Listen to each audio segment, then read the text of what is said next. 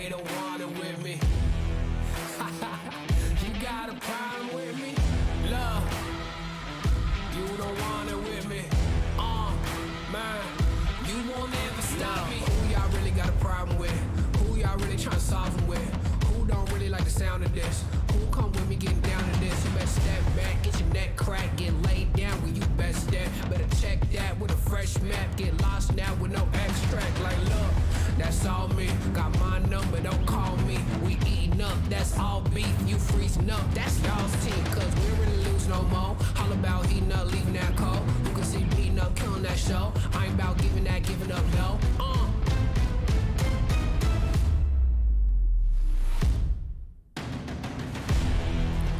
Nah, cause they don't want it with me. Look, you got a problem with me. Look, cause y'all don't want it with me. If you start a fire with me, then you never gonna stop me. Ay, sound the alarm. We about to go on. You getting it wrong. Time to go off. Can't hold us back. Truth hurts, you always that. My truth lurks, say y'all collapse. Now scoop first where your homies at. Come my team with me right now. My team so mean right now. But what you mean y'all out? It's time to weed y'all out. Okay, we coming back with a vengeance. Time to go start your engines. What is this thing y'all mention? Time for y'all stop pretending,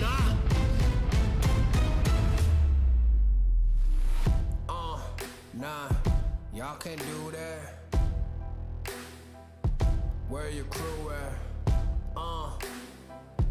Y'all can't do that. Nah, where your crew at? Nah, man, cause now you alone. Yeah, get out of my zone.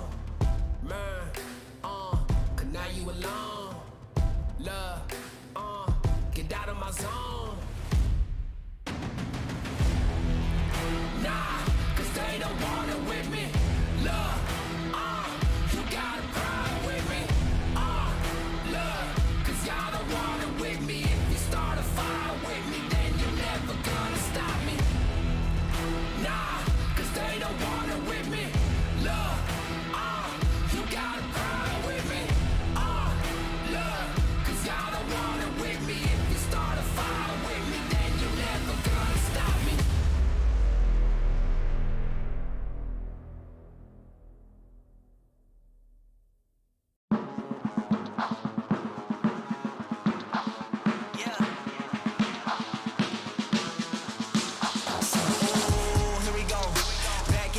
Scenario, win, win, win, win, yeah, we on a roll.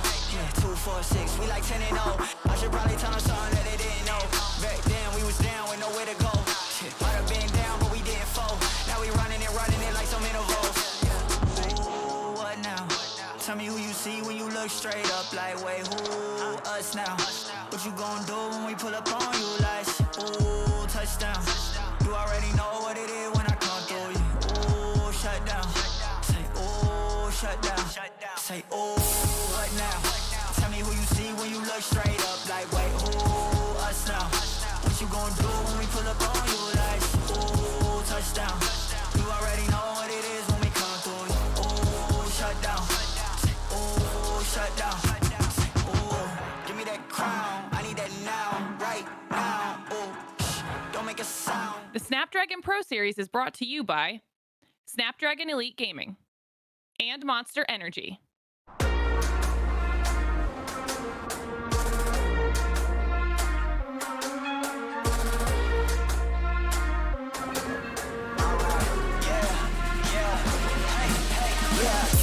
Won't stop going till a player on top know it. Rooftop, penthouse, sweet. If you really want it, gotta own it. Fly through it, we was at the lowest. Yeah, making a play, the game on the line. Yeah, I've been on the grind. Yeah, I jump in the spot, I made it my time. Yeah, look in the sky. Yeah, the stars align, no shade to shine. Can't stop it already. Emotional work and devotion, we put in this time. Look, you won't stop my stride. I'll just break your line. I don't tolerate wasted time. You take us down, keep fighting.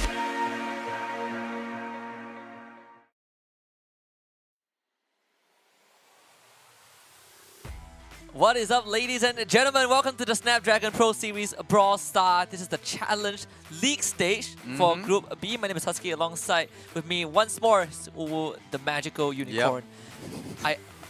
Adrian. Okay. It's easier to pronounce. Yep, definitely. But I prefer Uwu, the magical. I don't know why you changed it. Is there a reason? Did someone complain it was too long? No, it's actually where we all started. Remember where we all started? Yeah, I do. Yeah. I don't know, it's just a meme, but then again that today we will be going through Group B. We went through Group A earlier on. It was much more intense, but Group B I would say is much more all odds. It's on the table. Everyone has a 25% chance.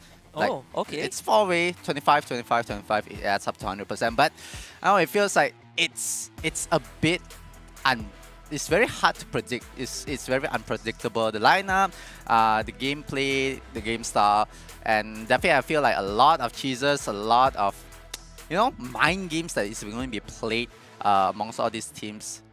Yeah, I mean, first of all, hearing from you that there's a 25% equal chance for everyone is pretty surprising, because I thought you would say 100% chance to a single region. But let's run you guys through the format again for Brawl Stars in case you guys are not up to date. So we start with the Mobile Open, and we have 2 splits for each Mobile Open. We start with Split 1, and then we have the Split 1 Finals, Split 2 with Split 2 Finals as well. And each split, there are, I believe, 6 cups that you can play in to get points for Brawl Stars. And afterwards, if you qualify for the Split 1 Finals, and you're able to get top 4, you qualify for the Challenge Round Robin, where we will pit each of these teams against one another in a GSL format, where they will play 4 consecutive rounds in a row.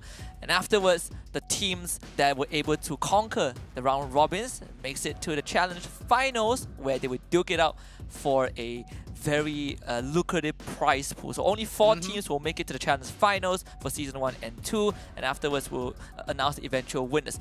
Now, the teams who play in the Mobile Open Cup have to play as much as possible to gather as much points, because that qualifies them into Masters. And we get 2 teams to qualify for Masters, where all the other Brawl Star teams from other regions such as Europe and North America will also come together and play under one roof to find out which team and which region is the best Brawl Stars region of all. Yeah, definitely is like, the footstep from you to becoming a professional. It's like this is the stairway to it, to all the way towards the end, which is the Masters itself. It's definitely a roadmap for a lot of players, a roadmap for a lot of people to see, and especially the prize pool. It's definitely very lucrative, as we are saying. Top 8, everyone gets a slice of the pie. 16,000 for the first place, 9,000 for the second place, 7,000 for the third place, 5,000 for the fourth place, 3,000 for fifth and sixth, and 1,000 each for 7 and 8. That being said, yeah, they are playing for the prize pool. Being the top 4 is going to be a very it's an objective that they're going to aim for. But even though if you land at the bottom 4, you're still going to walk away with something, with some money in hand. But most important is the experience, because definitely in Asia Pacific, it's more about how the teams it's mostly in Southeast Asia.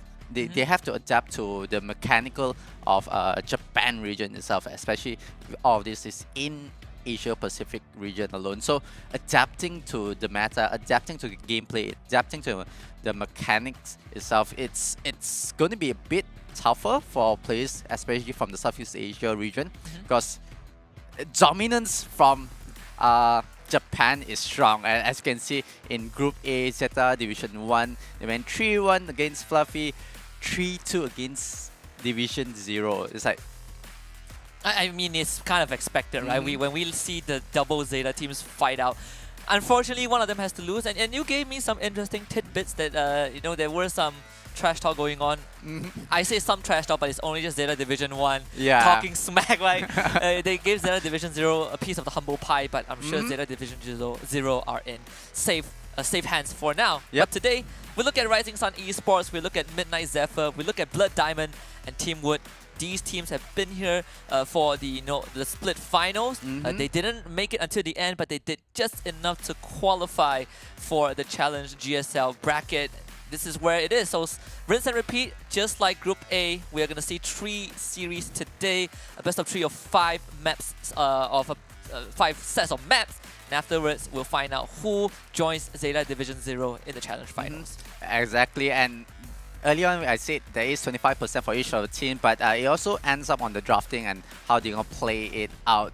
And Zeta Division 1, they already qualified to the top 4 itself to qualify to challenge final, but 25% for each of the team. But it also look up at how they are picking and banning and how they are going to play a bit of unorthodox. So definitely Blood Diamond going up against Midnight Zephyr.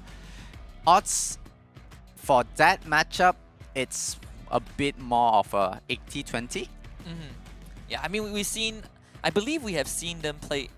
We definitely have seen them play in the split finals, and it's safe to say that again the region of Japan is just a bit more superior, and it's pretty crazy that that region has been so solid for such a long time, right? The world champions were forged from that region, and now they still are the top region.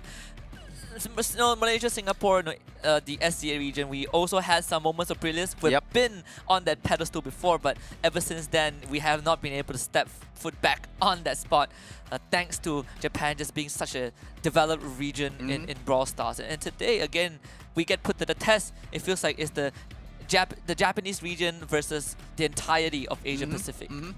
Exactly, but just talking about that Japan region, I think during when I was doing ESL Mobile Open in Season 1, if I'm not mistaken, or Season 2, I don't really remember, but I remember that we did an interview with the Japanese player. They kind of say it's all breaks down to the scrims itself. It breaks down to the community itself. And even ZZK did say as well, like the more activities that they have, like between players, the more scrims, the more opportunity that they do that. It's definitely an advantage that you can get. Like in Japan, they are much more friendlier. There's less, I'll say, toxicity, but then it's not really toxicity, but it's much more friendlier of it's easy players. to get along. Yeah, it's easier to get along, and like players, they don't mind playing against each other, even though it's like, you know your odds. Like if you're going up against a pro player, you know that you're gonna get like beaten badly, but to the point that they figure out it's like it's a stepping stone. It's for me to learn.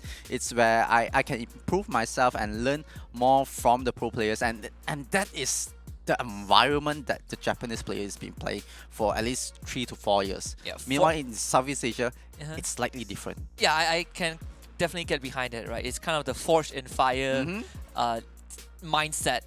And I think it is great, right? Because we look at these players, you gotta start losing before you figure out how to win, right? So let's introduce Rising Sun Esports. They will be playing in, I believe, the very first bracket up against Midnight Zephyr. And these guys, they don't need much introduction, but we gotta do it, you know, with Varo, with Ryohei, with Aaron, with Wahochi. And I believe we talked to Aaron multiple times. This cool guy, really humble guy. Do not be fooled by his fierce looks, because I can guarantee you he's one of the nicest guys that we have ever talked to.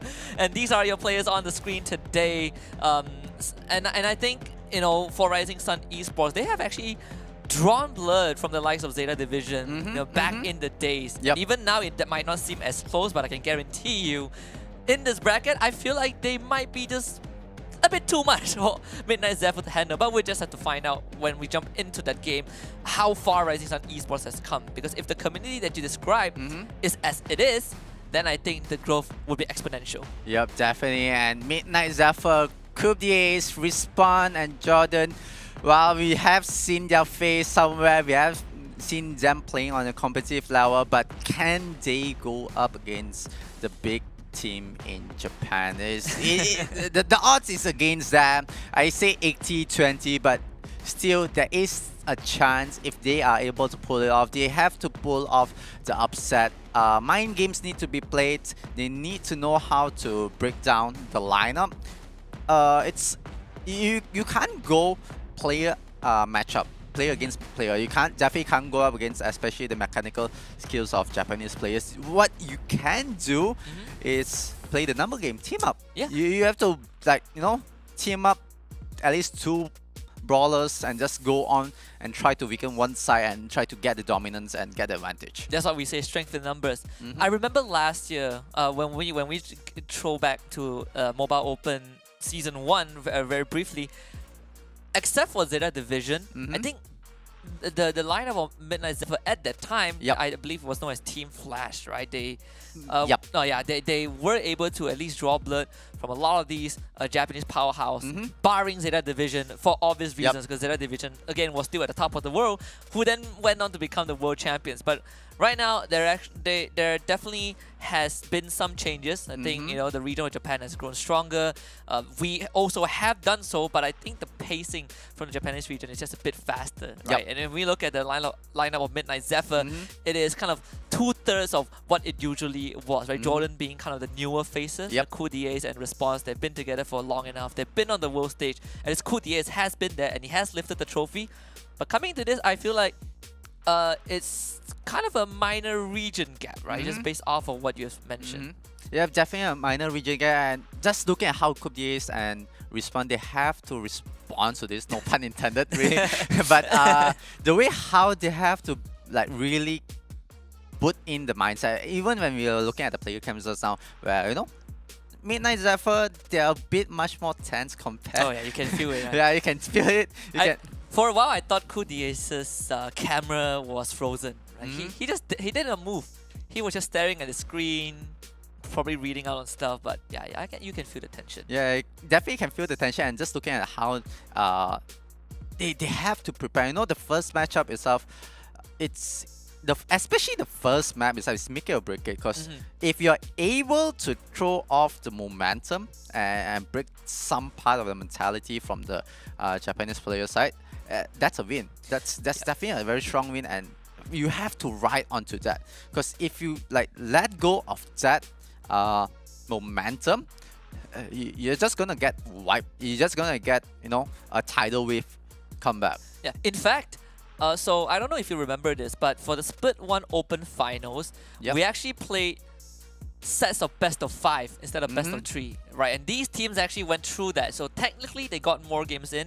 I believe Midnight Zephyr was one of those a few teams that had to go through the more brutal best of 5 formats. I think coming into this is more of a rematch, and I believe if you are any other team, to a certain point, you would have to expect to run into this roadblock, right? And I think it feels more rewarding if you get the win, and it's just about getting there. That's where we always run into this brick wall of, oh my god, they are so good. And how do we do that? And I think we've been through this question multiple times. How do we beat this team? How does A counter B? But at the end of the day, I think I just want to quick wrap up your point that this is a team game, right? It's all about strength in numbers.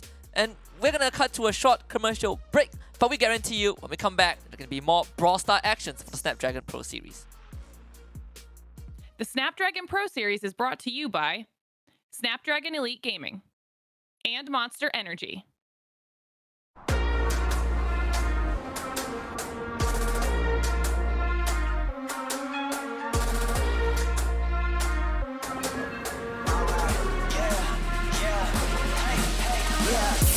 Won't stop going till a player on top know it. Rooftop, penthouse suite. If you really want it, gotta own it. Fight through it, we was at the lowest. Blood, sweat, tears, the components. Riding all year, now's the moment. We are not friends, we are opponents. Yeah, I'm coming for mine. Yeah, I'm making a play, the game on the line. Yeah, I've been on the grind. Yeah, I jump in the spot, I made it my time. Yeah, look in the sky. Yeah, the stars align, no shade to shine. Can't stop it already. Emotional work and devotion. We put in this time. Look.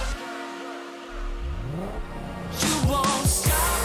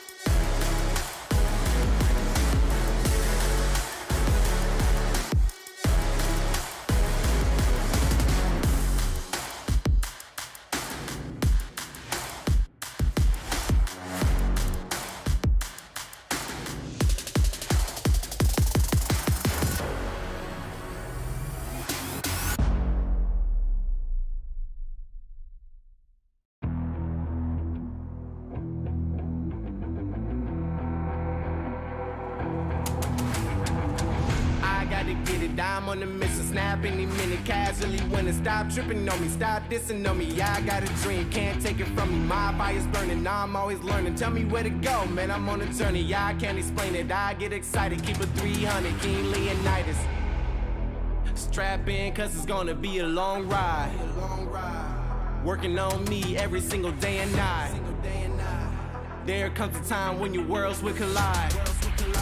If it's holding you back, push it right to the side. Ain't got no time for no fear. I work too hard to get here. Ain't got no time for no fear. I work too hard to get here. I don't got the time, put me in, coach. I've been going hard, time to let it show. Everything raw, give it to me now. Let me have the spot, man, it's going down. Gotta get it here, I don't wanna wait. Take what I want, then I go train. Gotta get a win, I won't lose the game. This is my year, I ain't gonna break. Strap in, cause it's gonna be a long ride. Working on me every single day and night. There comes a time when your worlds will collide. If it's holding you back, push it right to the side. On another level, I will never settle. Mind over matter, get the gold medal. On another level, I will never settle. Mind over matter, get the gold medal. Ain't got no time for no fear. I work too hard to get here. Ain't got no time for no fear. I work too hard to get here. On another level, I will never settle. Mind over matter, get the gold medal. On another level, I will never settle. Mind over matter, get the gold medal. On another level, I will never settle. Mind over matter, get the gold medal. On another level, I will never settle. Mind over matter, get the gold medal.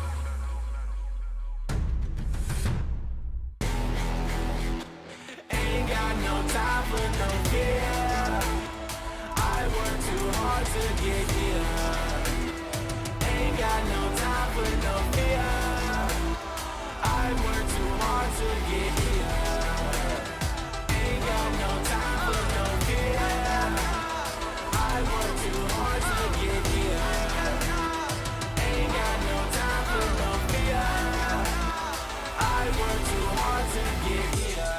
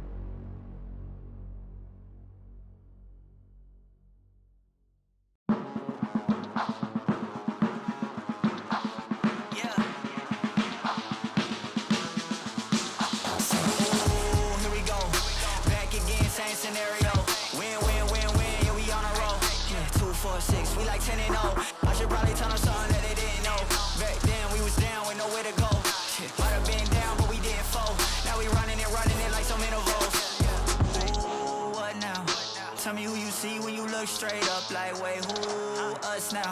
What you gon' do when we pull up on you? Like, ooh, touchdown. You already know what it is when I come through you. Ooh, shut down. Say, ooh, shut down. Say, ooh, what now? Tell me who you see when you look straight up. Like, wait, who? Us now. What you gon' do when we pull up on you? Like, ooh, touchdown. You already know what it is when we come through you. Ooh, shut down. Ooh, shut down. Ooh, give me that crown. I need that now, right now. Ooh, don't make a sound. It's my time. You hear the crowd. Hey, we need that rain. Me and my team. Deja vu. This here a dream. We done all seen 100 times over back when we was just teens. Now we going dumb. Told them we the one. They would count us out. Now we counting up the funds. Now without a doubt, they be throwing up the ones. Like they was always rapping. I believe them if you want. Now they show love. Came with a dub. It is what it is. It isn't what it was. They all love to hate when it don't work out. Tell you that they always been down when it does. Look. Say, ooh, what now? Tell me who you see when you look straight up. Like, wait, who? Us now.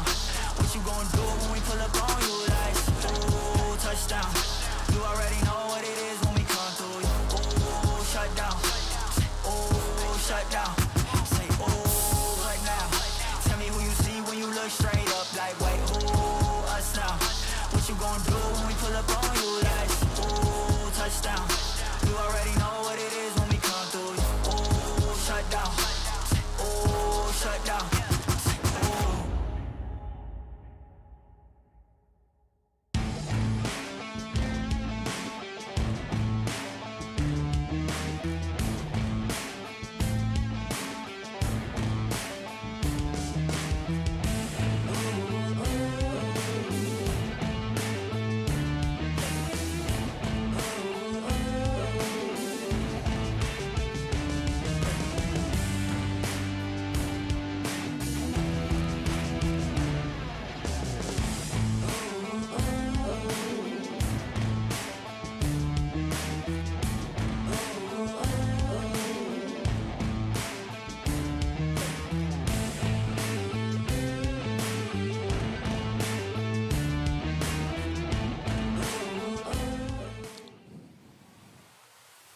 We are back for the Snapdragon Pro Series Brawl Star Challenge GSL stage. My name is Husky. Alongside me is Adrian. We thank you guys for your patience, but I can guarantee that we are now getting ready to get into the first series between Midnight Zephyr and Rising Sun Esports. Yeah, Rising Sun Esports. Well, basically, we had a lot of assistance with building up the maps for the brawlers to go in. Grabbing all the gems itself, and building the whole place itself.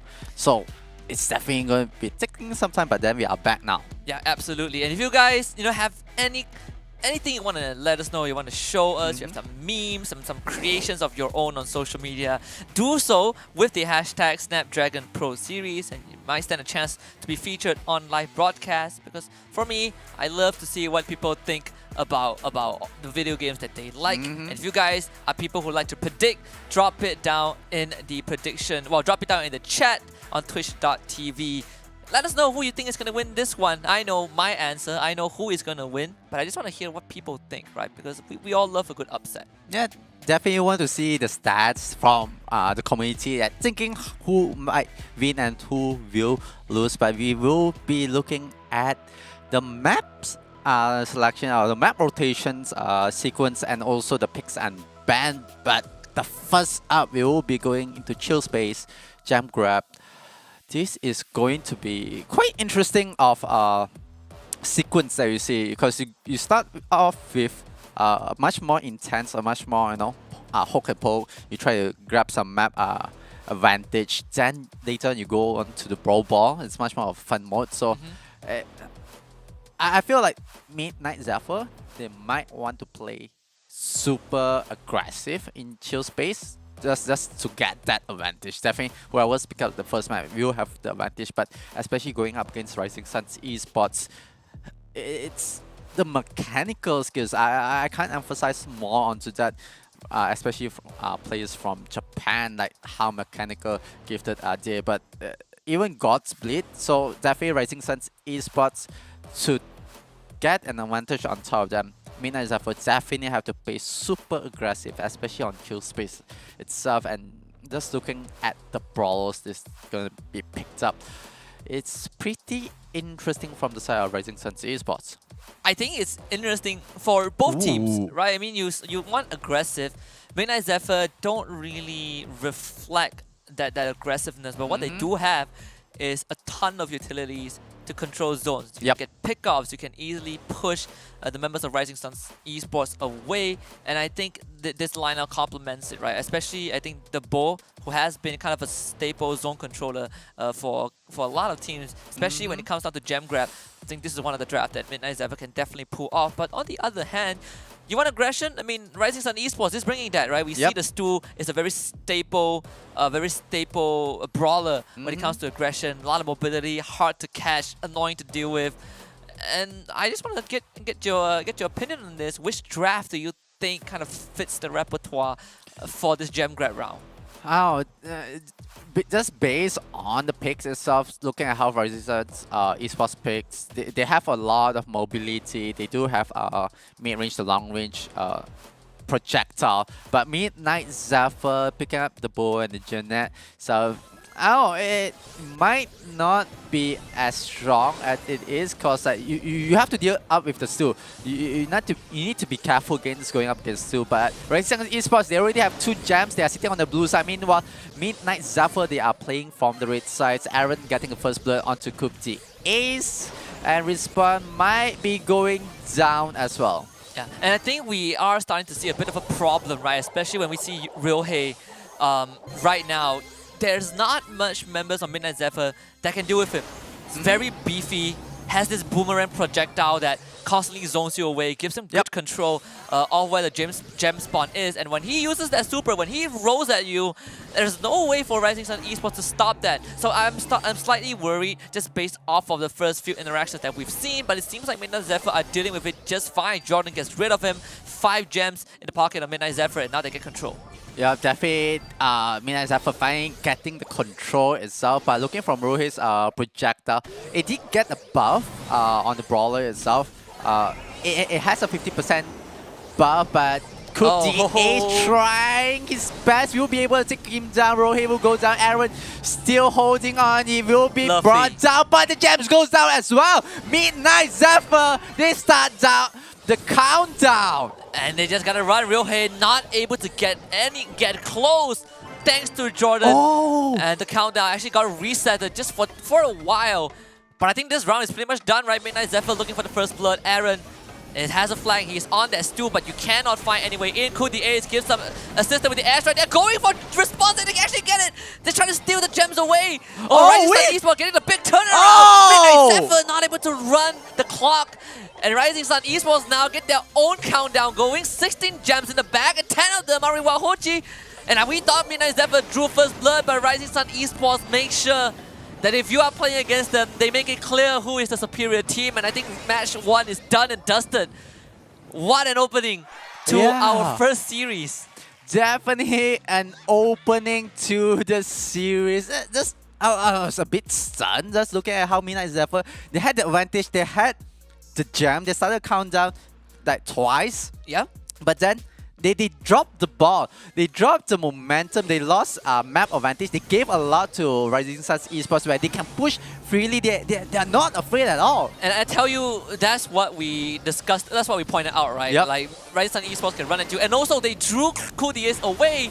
The airstrike did not protect response, who was the gem holder. And now we're in this predicament where Ryohei somehow managed to cut into that backline. Yep. One of the strongest positions available, doesn't even need the super just yet. He's manhandling everyone from Midnight Zephyr.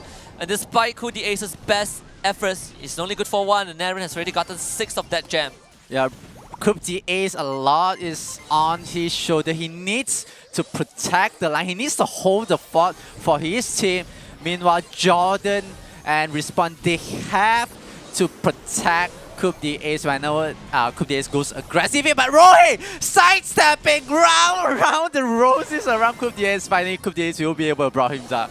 Oh, this time they finally get Aaron again. The countdown has started, but they have 2 members to protect. Rising Sun Esports, they just need to take down Coup the Ace. and they will solve a lot of the problem. They Yep. reset the countdown, get airstrike. This time, the grab from Jordan is good. Ryohei going in with a super, tries to reset it, doesn't find it, but they just need Jordan. Oh, Kudier, they don't find it this time.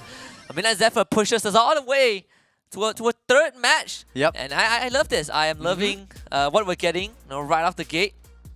Right to the edge. Yep, definitely right towards the edge, into the gate. As I say, out of the frying pan into the fire. Definitely, this is what we are getting among these two teams. And I think for the side of Midnight Zephyr, they do have a bit. They have a bit of corrections they need to do. The positioning of Jordan, he needs to understand how aggressive Rising Sun Esports is, and Wahochi able to take down the first blood.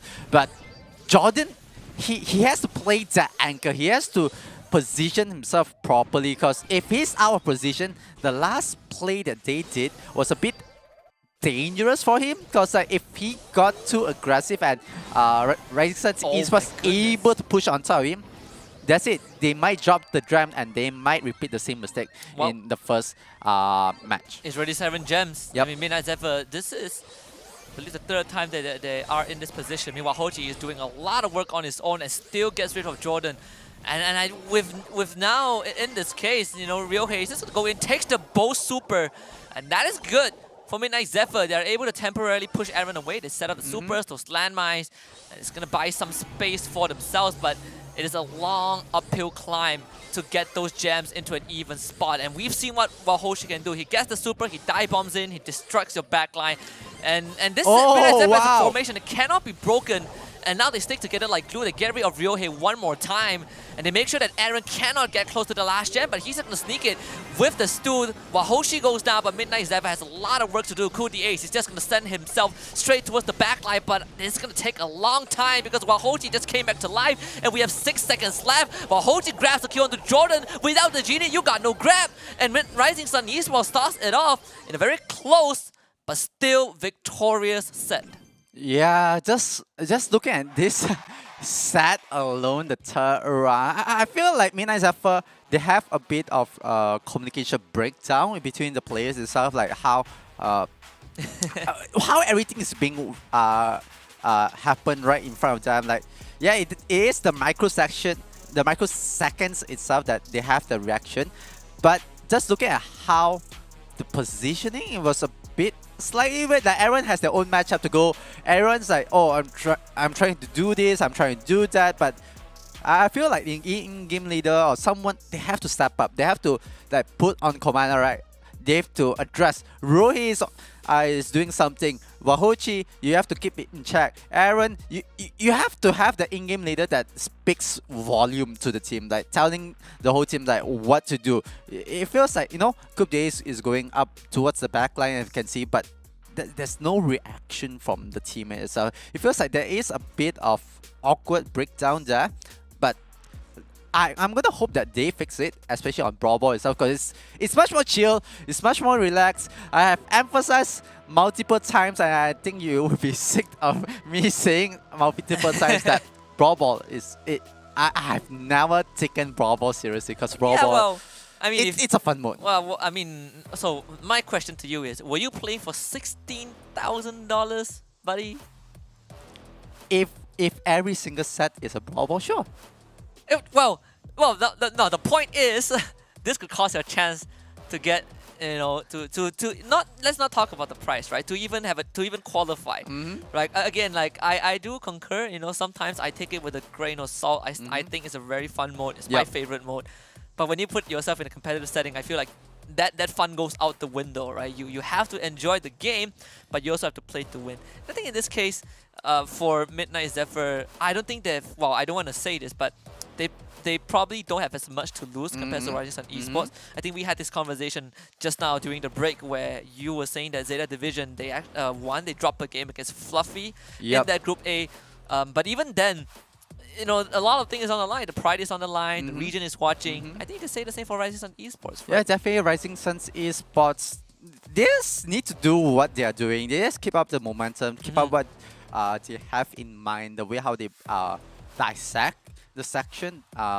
Just looking at how Midnight Zephyr is being played, just understanding how the movement, like we all can see Rising Suns Esports. They are breaking down Midnight Zephyr bit by bit. It's a very slow process, but then they are simmering the meat itself. They are cooking the barbecue.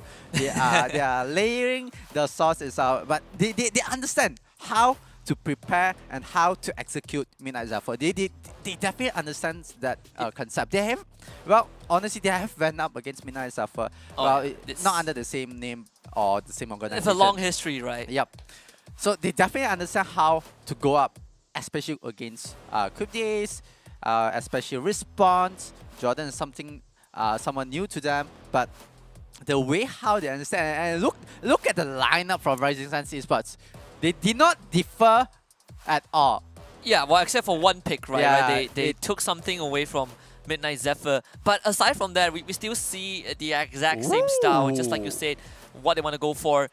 Midnight Zephyr bringing out the Surge. And at least for me, what I remember is we only saw Surge once in Brawl Ball, and I think it was brought up by Zeta Division 0. Yep. I can't really put my finger on it, but it's Zeta Division 0, right? So they only played Surge, and that they were the only team that decided to play Surge in Brawl Ball. And obviously it worked out at that time. But looking at the rest of Midnight Zephyr, we see, you know, the Spike, we see the M's. But something tells me that we might see the same aggression from Rising Sun Esports, where they just Beyblade towards you, they just drop the Zukas, you know, from the top of the skies. Midnight Zephyr again bringing us something that does scale the longer the game goes on, does come online in the form of response. They have decent zone control, but getting to Rising Sun Esports frontline is going to be the first challenge, and I think Kudiace has done it pretty well. Yep, definitely give props to Midnight Zephyr to be able to break down Rising Sun Esports. But on the barbecue, Rising Sun Esports, they brought in the cheese. They brought in this plate of cheese that we actually have seen it. Hold on. Who puts cheese on barbecue? Like, what kind of barbecue I've been having, and what store did you went to? I'm leaving a negative review. We do not put cheese on barbecue. Can you imagine if you're in Texas right now? They would kick you out. Cheese goes with crackers, but yeah, well, you don't put cheese on barbecue. You can't change the subject. I was about to go to it. The reason why they brought the Janet on, because it happened in Group 8. Right. What happens is Janet brings up the ball. He kicks up front. He just need to fly in front to grab the ball. So it's a self pass, you know. It's like normally you don't see a greedy player, but Vahochi has to play the greedy player. He has to pass the ball to himself to score. Yeah, you know what they say, right? If you want something done right, you gotta do it yourself. I'll do the pass, I'll do the collection, I'll shoot it. I'll shoot it if I have to. We saw Midnight Zephyr get control early on, but Rising Sun Esports kind of neutralize it. And I think this definitely benefits them a bit more, right? They were able to send the ball onto Midnight Zephyr's side of the court, and Wahochi again with the airstrike, trying to get rid of Kudiace, so at least, you know, just break them apart. And like that, Ryohei sneaks through, and the Beyblade was enough. They're just going to get this in. It's going to be the first goal, and Ryohei knows this. It's just, yeah. Wow. This is what we love about Brawl Ball. You can't do this anywhere else. Yeah, true. Brawl Ball, a lot of mind game. As I have emphasized, it's more fun game. This is where you are able to dissect, you are able to break down your enemy. Well, not on the game itself, but also on the mental game itself. But it's an open goal. Kudiace will be able to score. Ties things off 1-1. 50 seconds left. Most likely the teams will force this to overtime. But Rising Suns, they are losing brawlers. They actually are. Well, they get a decent trade back. Luckily, Aaron is still there. So the pass just comes right through. We get kind of the neutralization again. Ryohei just used his super. But this is what makes it scary for me. At least if you're a Midnight Zephyr fan right now. Because when Hoshi and Ryohei gets their super online, that ball is going into the goal. It's very hard to stop while it's impossible to stop Wahochi. And even so, Ryohei, he can just roll at you. Midnight Zephyr, they do not have their supers ready. This is going to be a bit tight, and Kiti Wahochi is really going to work. Kudiace isolated, they try to get him away. Ryohei now has the ball, shoots it, gets it forward, but Wahochi was not able to receive it, and now Response able to get himself that upgrade on the surge, but traces slide back, and we got 20 seconds left on the clock. Yeah, definitely 20 seconds left. Rising Sun Esports, they don't have the ball advantage. This might go into... We might have to replay this round. Yeah, they might have to replay this round, but just looking at the defense coming from the Midnight Zephyr, It's so strong. It feels like the saying, the unstoppable force meets the immovable object. So the immovable defense from the side of Midnight Zephyr. Yeah. It's quite strong. It's like the way how they play defense is strong, but they might be lacking slightly on the attacking side, the way how they can go aggressive. Unless they go all in, the Hail Mary, they have to go all in towards the backline and they might just take that gamble. But Rising Suns Esports, their attacks is strong, but they are the opposite. They are lacking slightly on the defense. But look at this. I mean, you do not need the defense. Well, in this case, right? If you get that early lead, then it kind of gets nullified. I think we get the idea, you know. You can see what Codius is trying to do, just put himself forward. They get a decent trade-off. But I believe this round has ended. Yeah, I believe so. Yes. All right. Okay. On the line. Woo. That was almost an own goal. Yeah. Right there. It almost gave me a heart attack, but Wahochi will be able to trade against Respawn. Aaron sitting quite low, but they have to be careful. Codius will be able. No, sorry, Jordan will be able to take Wahochi down. Means that a 2v3 situation. Right, Suns Esports dropping like flies. Has to be a bit more careful. Yeah, this is way too close for comfort again. Ryohei not winning that one.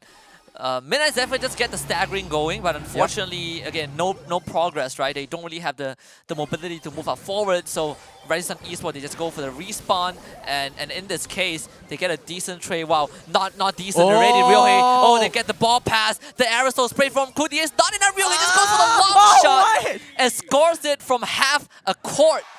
Yeah. And that's match 1 for Rising Sun Esports. Yeah, definitely scores from the half of the field itself. That's a long shot itself, and then the angle itself was that was perfect. Yeah, I would not have thought of that. It's like it's calculated. You know, you play pool and then you take a ruler and try to aim for the line. Yeah. So what I do with pool as Rising Sun Esports, but to get the first goal in, what I tend to do is like amateur pool players, that people will start learning how to play it. They use their arm or something to like you get the what do you call the coordinates. Yep. And I think this round might have ended faster than it started, right? I mean, we took way too long. Possession again in the hands of Ryohei. He's having a lot of fun. You can see that. Yeah, he's bouncing the ball off the wall, off the obstacles itself, and just spinning around. He's having fun. That's the whole objective of Brawl Ball. It's not about scoring. Well, winning is winning, but having fun along the way. That's a surplus. That's what I've been saying, right? That's what I've been trying to tell you, but you're telling me no. Yeah, we don't really care about the win part. It goes hand in hand. Well, in the case it does. Wow, the match hasn't ended yet, but it sure will in 1 minute and 20 seconds if Midnight Zephyr doesn't get the overtime going. They're able to just barely hold on, and even when they win this kind of exchanges, you can see that the members are pretty low. Well, Wahochi does go down, but someone needs to retrieve the ball, and in this case, it has to be Response. Just get the upgrade so they can hunt down Ryohei, and Midnight Zephyr finally making some progress. Yeah, progress from Midnight Zephyr. Can they score? They will be able to score. That's a draw, 1-1. Still a chance. 50 seconds on the clock. I'm not sure. Is it Rising just having fun and playing around, or they're just waiting for a reset? They are waiting for the time where they open up this whole map to themselves, but they're not touching the ball. I mean, Jordan actually didn't. I expected the super to land in the middle where the ball is, but could be him tapping instead of positioning properly. But to get the super for the ace, and of course Response comes in for the rescue. Unfortunately, Wahochi has the super. Response funneled to a center, and I think Kuti Ace also goes down. They were able to get rid of Aaron, so we are definitely looking at an overtime. And once more, it's down to the wire, but. This time, I think it's going to be slightly tougher for Midnight Zephyr to hold on to this. We're back to where we were before, but we've seen them do this defense, and we've seen this exact offense, this exact attack pattern from Rising Sun Esports. While Hoshi gives his life away, Ryohei retrieves the ball, but they cannot find a way forward. Yeah, that's close. All three brawlers from the side of Midnight Zephyr is quite low. Rohe might be able with the firepower of the Hochi, but can they bring them down? But a reset, all the brawlers are up. There are someone in the healthy region for some of them except Rohe, but 20 seconds left. Oh, here he Kinda goes. stalemate, but this could be the opening for the side of Renaissance Esports. Aaron have the ball, pass it up right in front, but what deny? Lovely. Lovely one from Response. It uses his body to block this on Aaron. He has the supercharge, does not retrieve the ball in time. And we're getting another replay. I love this. You know, more brawl ball, more fun. Despite this replay, well, this is gonna happen. Midnight Zephyr are still behind, right? They have not won anything. We played 3 matches of Brawl Ball. 2 of them were draws. And by the end of that, being Revolutionizing Esports still needs to win one more. Just one more. So we're going to go into match 4 of Brawl Ball. And if you wonder why is it a match 4 in a best of 3 set while 2 of them were draws, I mean, this is way closer than I could have anticipated. But then again, I don't expect anything less from these experienced chaps. And I say that Ryohei tries to walk it down, doesn't get it. But oh no, Hochi, he might have it. Just need to clear the obstacles that is response. But Coup Ace got the ball back. Aaron tried to fend it off. You will be able to send the ball on towards the side of Midnight Zephyr. Jordan will be able to pick it up. But Coup Ace, he will have the backline by sitting quite low roll. He might be able to bring him down with the help of Aaron. There he goes, spins around, but response back. So now I have a question. Just looking at how Renaissance Esports is playing, it feels like I'm not sure are they intentionally prolonging the game just that they are able to break down Midnight Zephyr, but it feels like Midnight Zephyr at the same time is like the longer the game goes, it kind of hurts them a bit more. Well, some teams it's a war of attrition. And Ryohei does lose his life again. Response being the hero, kind of holding the fort for the team. This is probably the longest time in the game, which is 1 minute and 30 seconds that we've gone without a single score. It's kind of heading down the road of overtime. The ball is on Midnight Zephyr's side, but that means that they gotta play the same defense strat, right? Just keep Revolutionizing Esports away from the ball. Hoshi once more trying to play that separation with that super, but it's gonna drop right down to Coup Ace's face. Still gets the kill alongside Aaron, but Jordan able to send that ball far into the court. Now Midnight Zephyr put themselves in a more comfortable position. Yeah, Renaissance Esports, they managed to cover the map, but Aaron pops out the super. This is the time. This is the calling for them. Hochi still holding on to the ball. The ball is in a neutral area, but slightly on the Midnight Zephyr side. Hochi, the only one alive, but Response go in and clear the map. Coup Ace, Jordan respond. They are waiting for the overtime to go for the golden ball. They might be able to do this, but Jordan, he has the super. Watch out! Can they bring him down? He was looking for the angle, but he got brought down before he could shoot the ball and get a response once more. It's gonna be between him and Ryohei. He dodges that. Response plays such an incredible game. He dodges everything. Does lose his life, but once more, Midnight Zephyr bought time. And I think Response has played a phenomenal set so far on Brawl Ball. His search, the timing on this guy is impeccable. 35 seconds. And we look at another draw. I mean, we can go on this the whole night. I do not mind. Just give me 10 draws on Brawl Ball. Coup Ace against Aaron. Aaron loses that one. Ryohei now passes the ball to Hochi. You gotta watch out. He has the super bar charge up. Do not let them cross that danger zone. Response now is ready. They're gonna pass the ball forward. Coup Ace has his as well. They take down Ryohei. Super out. Aaron tries to play. Jordan fights it all the way to the end, and the match is done. Midnight Zephyr scores the second one. Yeah, Midnight Zephyr, third time the charm, and definitely third time the charm. They managed to tie things off, but we are going to match 5, is it? Match 5, yes. Yeah, match 5. Match 5 out of the best of 3. Yes. If you wonder how this happened, do not ask. Yeah, mathematics does not apply. Yeah, mathematics doesn't apply to this, especially to these two teams. The rivalry is long, but you can see how the ball is still in the neutral area, but the brawlers on the side, alright. Midnight Zephyr is all gone, and Rohi so fast, and they're able to score. That's the advantage. Cause if Rising Suns Esports scores one more, and that's it. Midnight Zephyr will drop the map to the Rising Suns Esports. Yeah, then there will be a series point, right? I mean, this is a very dangerous spot for Midnight Zephyr to be in. I mean, Response running out of gas right now, going down. Kudier just trying to buy time by sending the ball forward, use the super, but I think it might be over soon. They're gonna get rid of Real here. Super What pass on a to Aaron! cross! And Aaron just makes the score the goal of his life. And all of that we experienced, this roller coaster ride comes to an end. And I tell you, and let me tell you right here, the secret of Rising Sun Esports, right? Look at the portrait of these guys. What do you see? What you see the difference? I think Midnight Zephyr looks a bit too nice. Rising Sun Esports looks a bit too fierce. Come on. I will agree They that stare into your soul. I agree to that, but just looking at Rohe, the longer I look at him, Hey. Don't say anything about my boy Ryohei. no, I was talking about Aaron.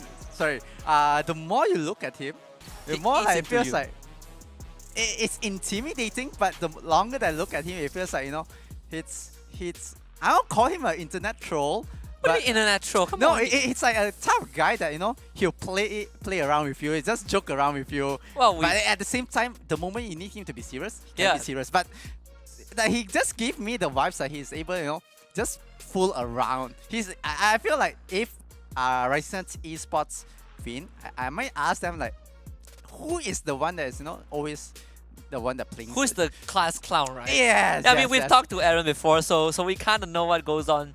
But I mean, if you just see the player hit shots for the first time, I feel like you would be like, oh my god, this guy is scary. But Yup. we guarantee you, that's not the case at all. These guys are probably one of the most humble people I've ever met. So contrary to their looks, we're gonna put that aside because I think end of the day, it still comes down to the gameplay, right? You can look as intimidating as you want. You can look as as cool as you want. But if you can't win, doesn't really matter. This is the potential final set of our first best of our first series, of our first best of 5. Kaboom Canyon, we're going to Heist. I'm getting a bit worried right now for Midnight Zephyr because if their best on Brawl Balls just now was quickly shut down by Rising Sun Esports in the subsequent match, they gotta play this to perfection. Yeah, they have to play this to perfection. And I think before the whole series started, I think we were talking about Heist as well. We're talking about the potential that Nani brings to the map. Like, do you expect that to be brought out by Rising Sun Esports and Midnight Zephyr? It depends on which team wants to pick it up. I feel like it makes it makes more sense for Rising Sun Esports to go for it, right? But again, Rising Sun Esports have shown us that they are not afraid to throw their bodies at you. So if they stick to the same lineup that we saw in the first two sets, I won't be complaining at all. Midnight Zephyr, Lola, Gil, some sort of damage output, some sort of utility. But I wonder if it kind of will stop Rising Sun Esports from going what they've already went with.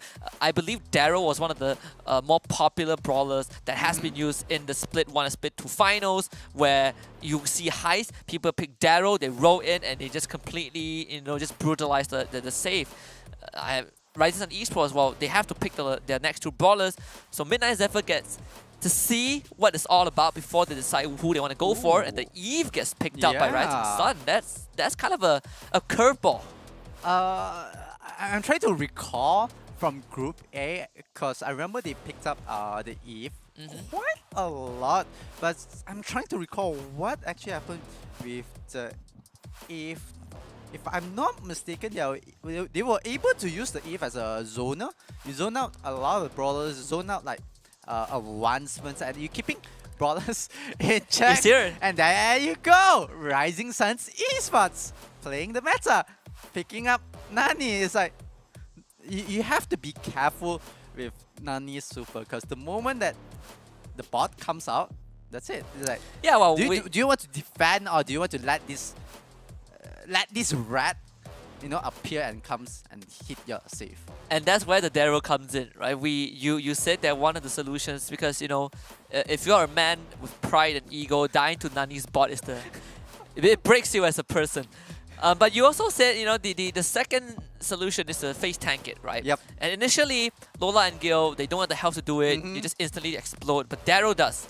And that's the advantage of being able to see the full draft before going for that last pick. I think this Darrow has an important task. Yes. But now the question that it begs is that, is the responsibility too much? You have to be the one to hit the save. You have to be the one to face tank the Nani super. And there's only so much you could do. Well, right off the bat, Jordan is already out of the picture. Yeah, Rising Suns esports looking super My comfortable. And Uh-oh. Well,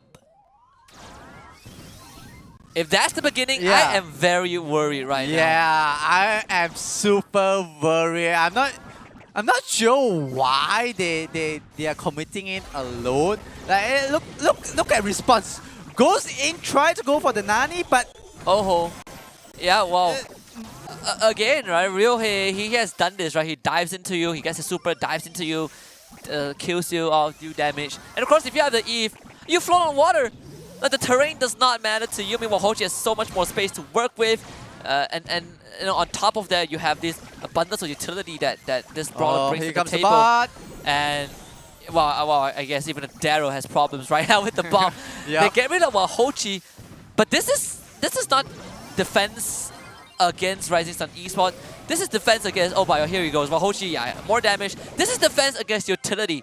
You're getting zoned back by mini hashlings from Hochi. I don't know, it feels like whatever that is happening on Midnight Zephyr's side, I feel like they are getting demolished, they are getting punished every single move, every single time. Look at this, one by one. It feels like we have a barbecue buffet line, and just looking at how Rising Suns esports, Nice try, Aaron. I'm not sure. See, here's the thing. So every time you know, Real Haze sees the members of Midnight Zephyr show up, and he's like, all right, I'm off. It's a safe race. It looks like a race. It is a race, right? But Aaron, they're holding the fort. They're Yeah. gonna respawn on the side of Midnight Zephyr, or Jordan is going to work. QDA is going for it as well. This is actually closer than I thought it was. They pushed Hochi away. Oh, The defense no. doesn't come true. Midnight Zephyr actually somehow what? does it. What? What? Yeah, I was about to say that, okay, you have the Darrow, but he has very short range, and it's tough to deal with all the long range from Rising Esports. But we forgot to take into account is that, yeah, not Real Hey, yeah, sure, he can super and just bomb rush to save, but he doesn't have the most damage output per second. yeah. Right? So Midnight Zephyr just bomb rush to save.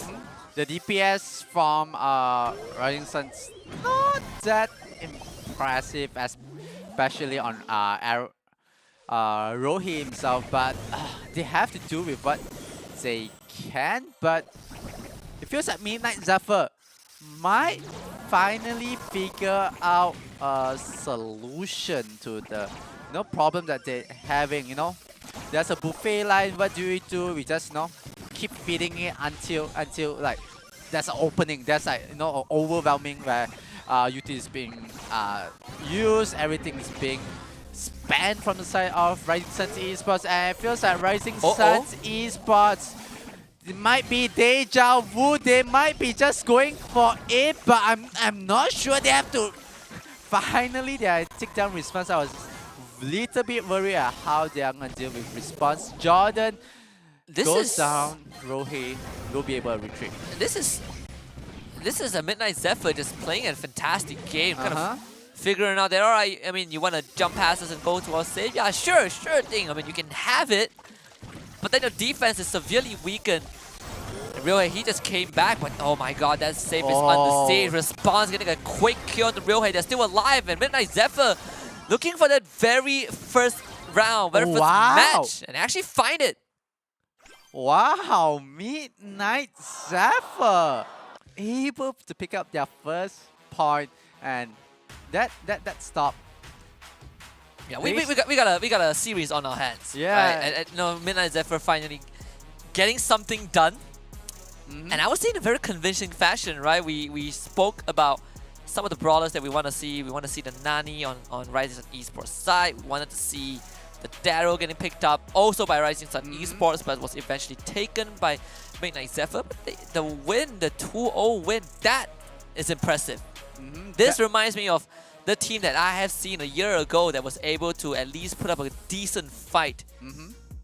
And now we go to our 4th set of the series. Yeah, 4th set itself. Can Midnight Zephyr bounce back? You know, the buffet has been cleared off. The meal has been served. Are we going off. to dessert? Yeah, might be dessert, but will Midnight Zephyr be the one serving dessert to Rising East? But we have to find out. But just looking at how Midnight Zephyr they are playing, it kind of shows the cracks, the slight cracks in Rising Sun Esports. They might finally, you know, crack the egg and figure out, oh, this is how you peel off the egg. Is how that. Have you tried it before? I know I see this a lot on the internet nowadays, where people do live streams of them just peeling off the shell of the egg. Yep. And then you just leave the membrane intact. Yes. Yeah. It piqued my interest. Like I've seen a lot of like educational videos and getting to the membrane without having to peel off the shell one by one. I believe you use Salt water. Right, vinegar. Right, vinegar. Yeah. Vinegar is the one thing, right? Vinegar dissolves the calcium carbonate inside the shell. So that's kind of how it is done. But you know, I'm not gonna get too far into scientific terms because I think that we're gonna end up confusing our audience. But right now, you know, we going to set number 4. I think this is gonna be very interesting. Yeah, set number 4 will be definitely interesting as we go to Balrog. It's if you say Balrog fast 5 times fast enough, you might get a different name of it. But Rising Esports going up against Midnight Zephyr. Could this be the bounce back from Midnight Zephyr? We have to take a look at the brawlers that's being picked up. They picked up the ear, it looks fine, but Rising Suns Esports, they have to be a bit more careful this time to go up against Midnight Zephyr. Can they bounce back? Because definitely looking at how Rising Suns Esports was playing the last map at Kaboom Canyon Heights, it went quite well in the early stage for the side of.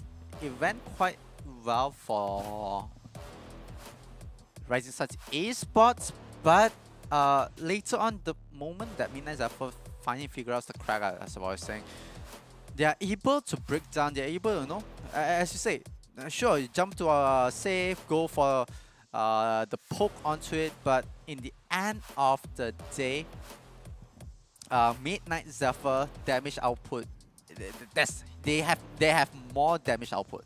Yeah, and I think going into this one for Balrog, I think Knockout is probably one of the most brutal game mode, at least for me, because you know, like, we are so used to coming back after getting taken out, and Knockout doesn't allow you that.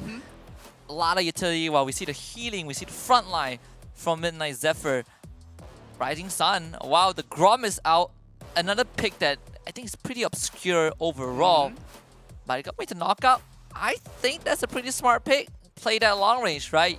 If you can, just pelt Midnight Zephyr with artillery from afar without letting them get close to you. I think Grom is a good addition. Genie allows you to get the pick off. This is perfect. I agree on some parts from with you on Rising Suns Esports lineup brawler itself, but looking at Midnight Zephyr, the moment they pick up Pam, I kind of expect what is happening. They're gonna play the later game. They're gonna wait for the Poison Cloud to come in. Where, you know, the long range doesn't really matter. We're just gonna, you know, take that risk. Midnight Zephyr, they are calculating the risk factor that they have. They have to survive the initial onslaught. After surviving that, they might have the bigger advantage where they are able to knock out brawlers from themselves. Rising Suns Esports, but we have to see, just looking at the brawlers, it might be 50-50, but for me, I favor Midnight Zephyr slightly. Yeah, well, So what you're trying to say is Midnight Zephyr are trying to drag the game out, right? Yes. But again, we are talking about these long-range artillery for Rising Sun Esports. They kind of stop them from playing a safe game, right? Real Haze, projectile goes through wall. The Genie can kind of grab you with a super, while Hoshi can just run at you when he has his super. So at the end of the day, if you want to play safe behind terrain, it feels like it doesn't really matter against the members of Rising Sun Esports. And we saw in that first round that it completely nullifies whatever Midnight Zephyr wanted to do. Ooh. And again, this Real Haze throwing out the super to completely obliterate Midnight Zephyr. And it's a pretty hard round to watch because this first match is already done. This first round is already done. Yeah, it's done and dusted. And just looking at how Rising Sun's esports, they just charge ahead. Like every projector comes in, it's like a sequence. You know, when you see those, I don't know what, like those videos where the sequence of 1, 2, 3 comes in a very Tell a story in 3 pictures. Yeah, it comes in very automated. Just look at how Rohi throws out Aaron, then Vahochi. It feels like, where do you run? You run left, you're gonna get hit. Run right, you're gonna get hit. You stay there, you're still gonna get hit. But looks like Midnight Zephyr, they turn the aggression around. Vahochi sitting quite low, but there will be a trade for Kupti, Ace, Respawn, and Jordan. They have Vahochi cornered. Oh. Yeah, this is going to be the first round over to Midnight Zephyr. All started with, I believe, the pickup onto Aaron. Yep. If I'm not mistaken, so pretty well done from Midnight Zephyr. Response basically just brute forced his way with the PAM. But again, the damage from Rising Sun Esports is something that you always have to be careful. Oh, Vahochi just goes straight for wow. Ace. Just blows him up point blank. And just like that, we're going to go to round number 3 for this second match. Response not able to hold on for any longer. And they grab him back, they finish him off.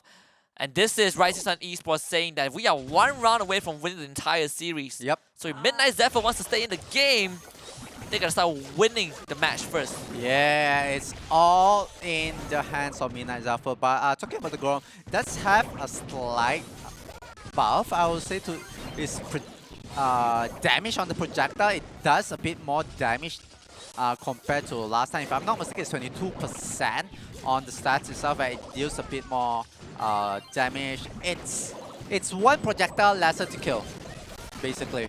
Oh yeah, again, they get the pick of once more. The Ace down. And unfortunately for Response, he's trapped. And this is the Miracle March. Rising Sun Esports just doing an incredible run, incredible game so far. I think set 4 kind of done and dusted at this point.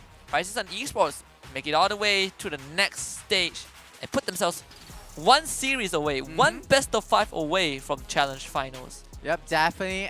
And just to give everyone a slight recap from Group A itself, right? Zeta Division 1, they are expecting Rising Suns Esports and Blood Diamond to make it into top 4 with them. They're putting a pressure onto Rising Suns Esports and Blood Diamond because they are expecting them. Rising Suns Esports, 1 step in already, half of the foot into that circle, but they still have to wait for the second series, which is up next between Blood Diamond and Team Wood.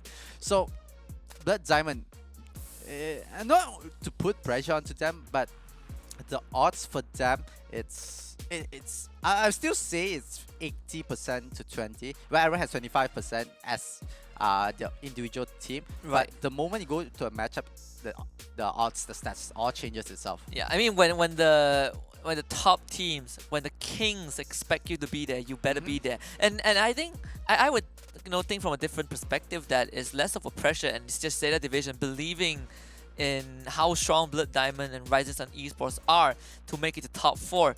And sure, by the end of the day, we'll be like, oh, from the entire Asia Pacific, the top 4 are from Japan. But that's how it is, right? We're gonna get the Royal Rumble of the of them again, and it's something that we have not been able to overcome, and for good reasons. But of course, all of this would not have been possible without our partners over at Snapdragon Elite Gaming when winning matters, and of course gaming matters as well, and that's why winning is so important. But aside from that, we also have to extend our gratitude to Monster Energy from unleashing the beast within everyone, the players, us on the broadcast, and of course the whole team behind the scenes. Check them out at www.monsterenergy.com/gaming. Yeah, definitely. And for everyone who's watching, they want to know more, please join our Discord server for more information at discord.gg/Snapdragon Pro Series. They are able, to banter about some of the things that we talk about, and touching slightly back on the Zeta Division. The saying that they expect, you say the Kings expect the teams to attend, but it's more like they are actually looking forward to go up against. I'm sure they do. They've been there a couple of times. Beat you 10 times, we'll do it for the 11th time. But that's something for the challenge finals. And for now, we're gonna stick to our GSL group stage, go for a short break, and we will come back for Blood Diamonds against Team Wood. The Snapdragon Pro Series is brought to you by Snapdragon Elite Gaming and Monster Energy.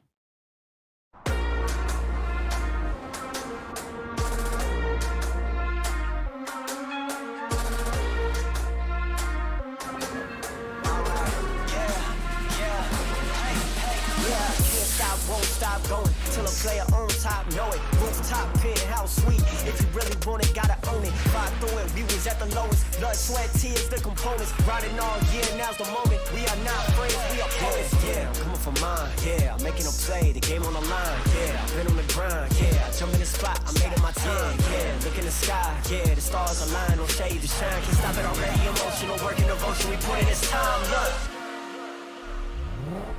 You won't stop.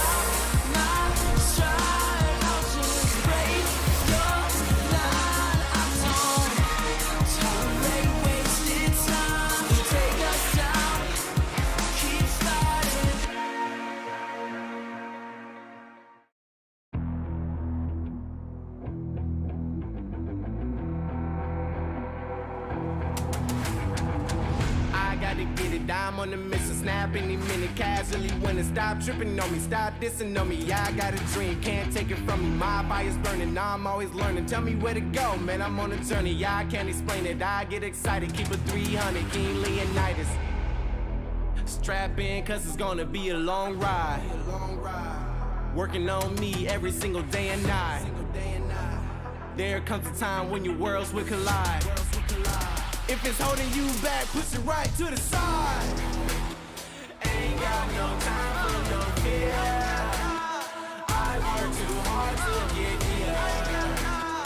Ain't got no time for no fear. I work too hard to get here. I don't got the time, put me in, coach. I've been going hard, time to let it show. Everything raw, give it to me now. Let me have the spot, man, it's going down. Gotta get it here, I don't wanna wait. Take what I want, then I go train. Gotta get a win, I won't lose the game. This is my year, I ain't gonna break. Strap in, cause it's gonna be a long ride. Working on me every single day and night. There comes a time when your worlds will collide. If it's holding you back, push it right to the side. On another level, I will never settle. Mind over matter, get the gold medal. On another level, I will never settle. Mind over matter, get the gold medal. Ain't got no time for no fear. I work too hard to get here. Ain't got no time for no fear. I work too hard to get here. On another level, I will never settle. Mind over matter, get the gold medal. On another level, I will never settle. Mind over matter, get the gold medal. On another level, I will never settle. Mind over matter, get the gold medal. On another level, I will never settle. Mind over matter, get the gold medal.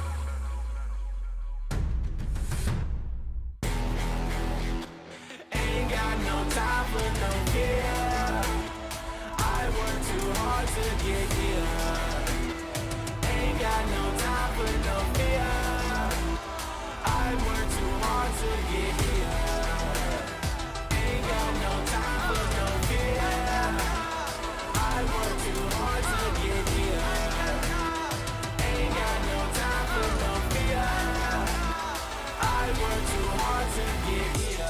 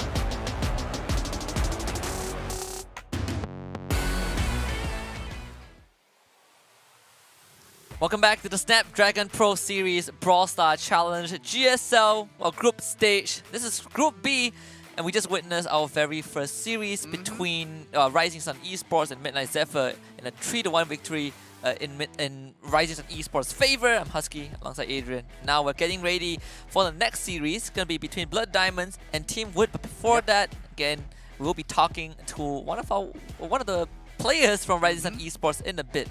Yeah, definitely we'll be talking. I feel like there's a lot of questions that we have for Ryzen's esports play and trying to understand what happened. But I feel like we do have the player already will be jumping in. Congratulations, Aaron. Yeah, congratulations, Aaron. It's great to see you again. Now, I think this is probably the third time we're talking to you. But first and foremost, my friend here has a question to ask you about how much fun were you having. So, yeah, Adrian, go ahead. Okay, so I think it's during the second map itself. Like, it took quite long. We went up to the 5th round itself. But how much confidence that you have going into the matchup between Rising Esports and Midnight Zephyr? まずはおめでとうございます。はい、ありがとうございます。次の試合に向けての自信のほどはいかがでしょうか。そうですね。まあ今の試合をなんかもううまいこと持ってきたんで、まあやることやってちゃんと勝ち上がりたいですね。Yeah, so even in this match, we were able to bring it to a win. So I think we're very confident, and I think we can win.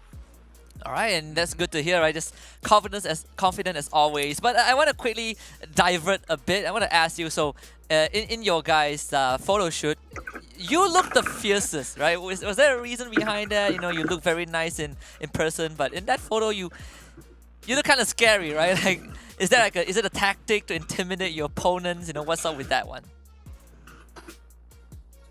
はい、写真、アン選手の写真が、なかなかいかつい、すごいパワーを感じるような写真だったと思うんですけれども、はい、これはこう敵を怖がらせるための作戦だったりしますか？そうですね。やっぱもう勝負はプレーだけじゃないんで、もう写真の段階から始まってると思うんで、ちょっともう威嚇っていう意味でね、ちょっと飛びましたね。Yeah, so I think that a battle isn't only when you play. I think it starts even before that. So yeah, the photo shoot was definitely planned out. Yeah, what I told you, right? I told you it's all the mind games now. A final question before we let you off to celebrate this minor win. So next up we have Blood Diamonds against Team Wood. Which team do you think is going to win and face you guys later? And how confident are you to eventually win and proceed to the challenge finals? 次は、ブラッドダイヤモンドとチームウッドの対戦だと思うんですけれども、どちらが勝つと思いますか？また、チャレンジファイナルズに向けての自信はいかがでしょうか？そうですね。まず、次の相手は、多分、ブロッドダイヤモンドが勝つと思います。やっぱ同じ日本のチームとして、応援してるのももちろんありますし、やっぱ実力的に見てもそっちは勝ち上がってくると思います。けど、チャレンジは僕たちが勝とうと、勝たせてもらいます。はい。Right, so I think Blood Diamond will win.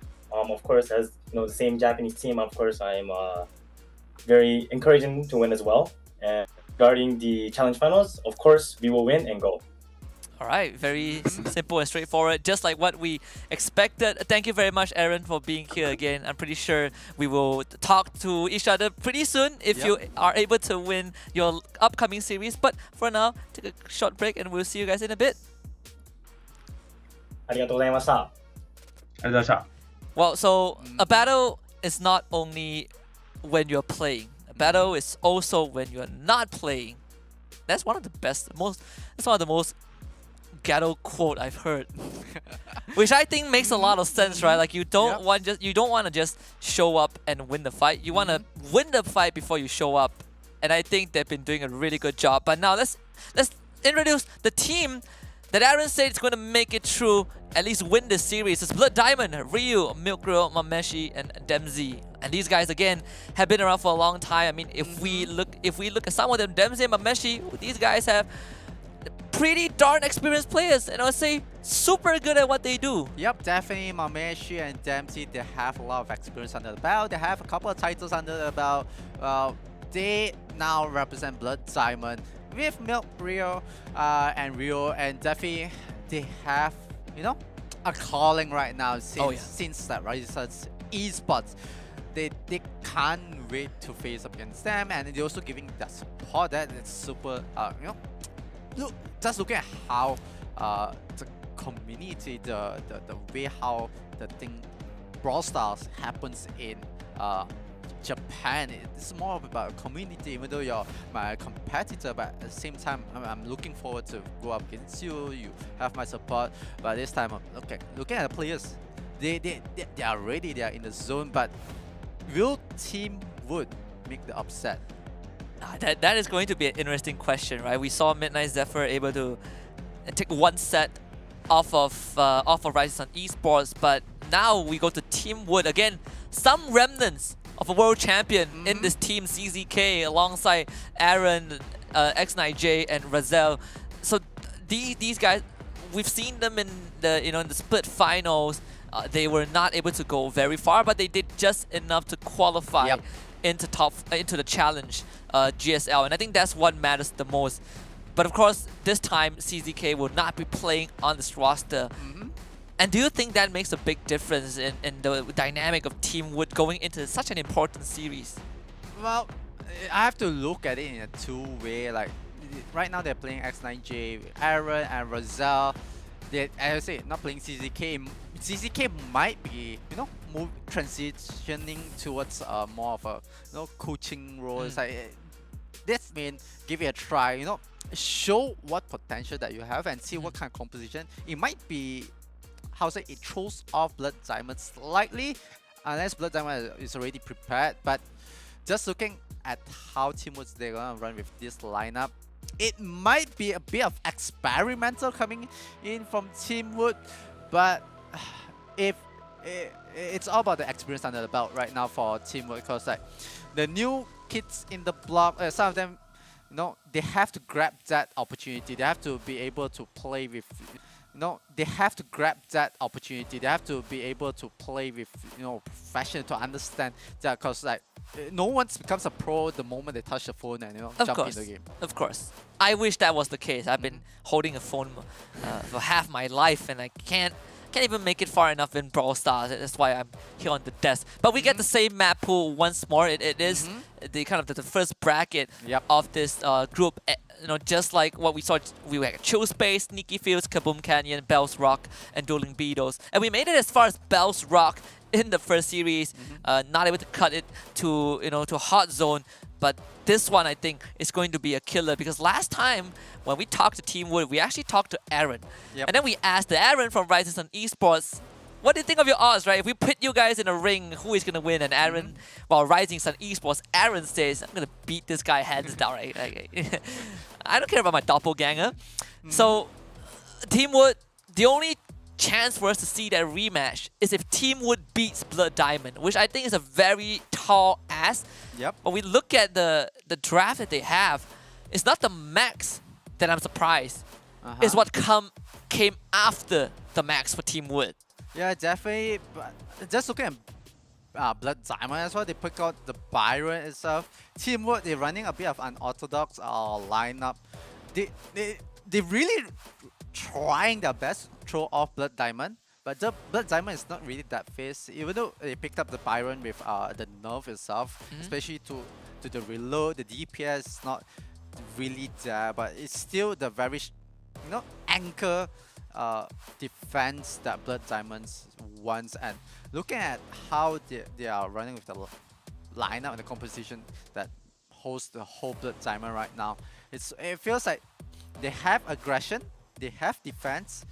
The only thing that they have to be careful is the reset time, because when Byron has to go for the reload, it takes slightly longer, so it forces an inactiveness of the lineup from Blood Diamond. Team Wood has to capitalize this.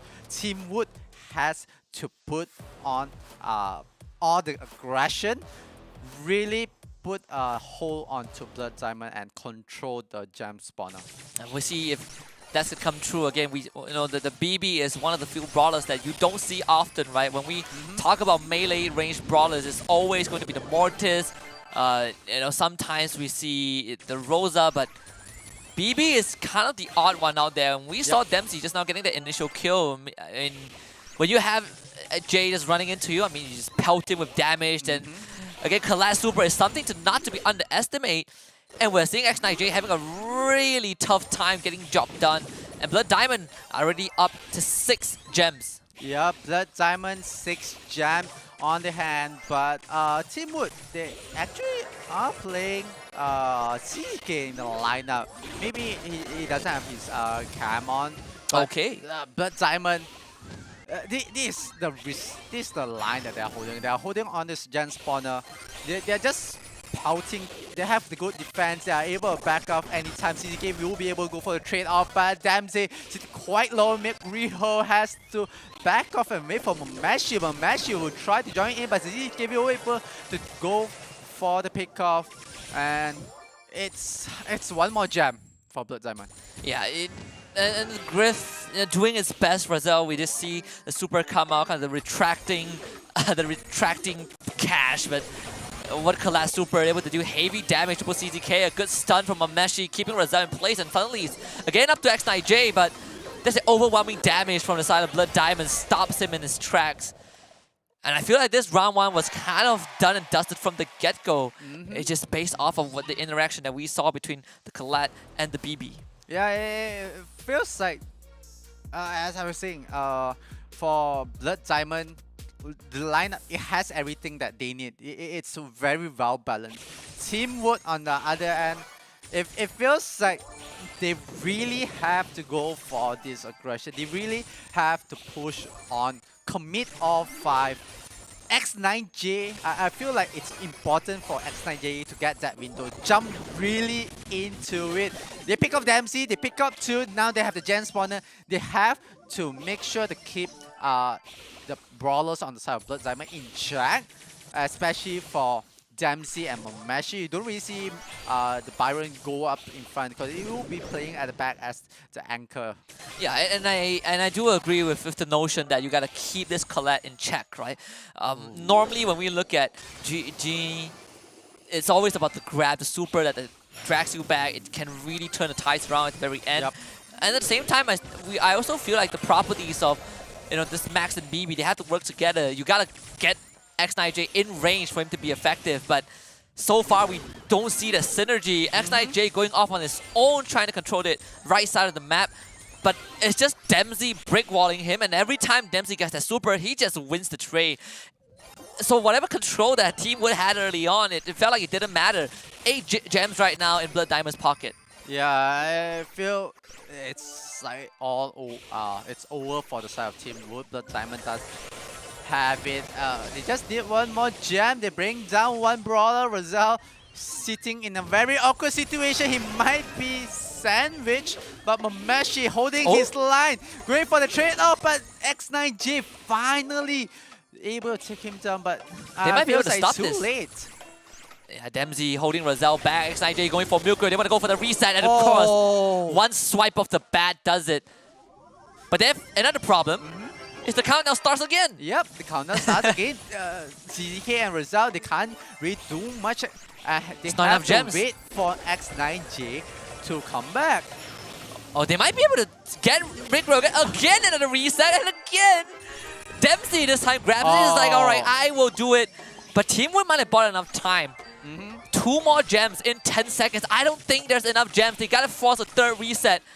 But I think their luck has run out at this point. If they cannot get Dempsey, they will not get the game. Oh, really? And actually, right in time. My goodness. Right at the last Wow, Jay actually somehow does it. All right, 4th time that the countdown starts. And this time, the entirety of Blood Diamond is alive. 13 gems. Teamwood needs to get to Dempsey. They do not have the super on the max. They could not get Jay in range. And of course, they had to lose him in the process. Wow, what seems to be a close match ends up with Blood Diamond winning the set. Yeah, it was close for Teamwood, but Blood Diamond, they recognize, they understand, they execute it. Well, they dropped the gem and was reset twice, but they understand that, okay, we can't put the gem on Byron, we have to switch it back, and definitely Dempsey, you know, he's like Thanos. It all feels I have to do it myself. I'll do it myself, right? You know, he definitely picks up the gem and he feels like, okay, this time I have to play slightly less aggressive. I don't really need to jump to the back line. I don't need to keep X9J in check. I don't need to keep any brawlers from side of Teamwork in check, where he can, you know, he can jump in, he can jump out, he can move, rotate around, move into safety, and I feel like, okay, they recognize that and they run with that. And we have to give props to Teamwood to tie things off. They managed to grab the 11 gem so that they are forced, Blood Diamond is forced to go for another gem.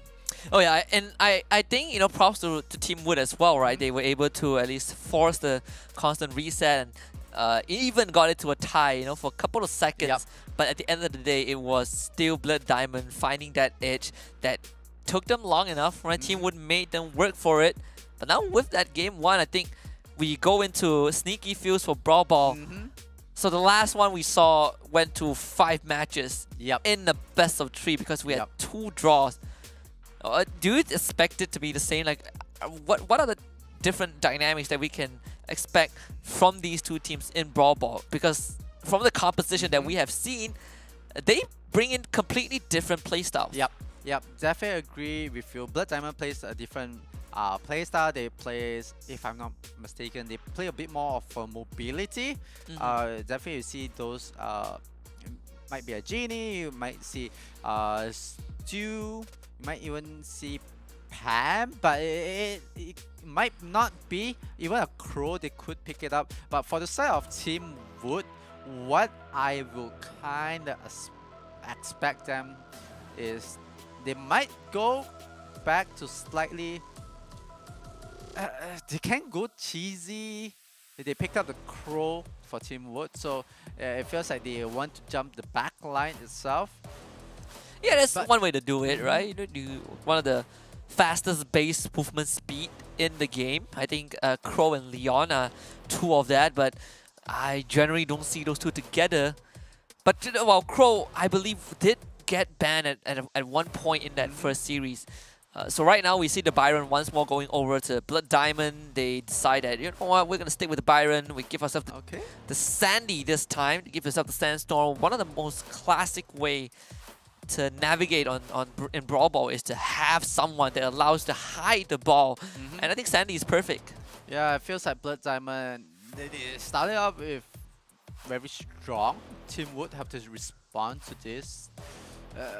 They are taking their time. They are thinking about who to pick up for the brawler, and not really sure. Is that the answer to the lineup of Blood Diamond? Because Blood Diamond, they have no problem holding. They have, as I say, they no problem controlling. They have map control. They have survivability, sustainability. Team would definitely. What if? Oh, I was thinking like maybe Teamwood can go for a max, and you kind of you can just try and run it down. It's one of the few cheese strats that we have seen, right? A max plus a juggernaut like the El Primo or Frank, and you just bulldoze your way. But that's not the case for Team Wood. Blood Diamond, same draft. If it's not broken, we don't need to fix it. We get the Byron Colette. Well, instead of the Jean, we get the Sandy, but the core idea of the draft is still the same. Yep, definitely agree with you, Blood Diamond.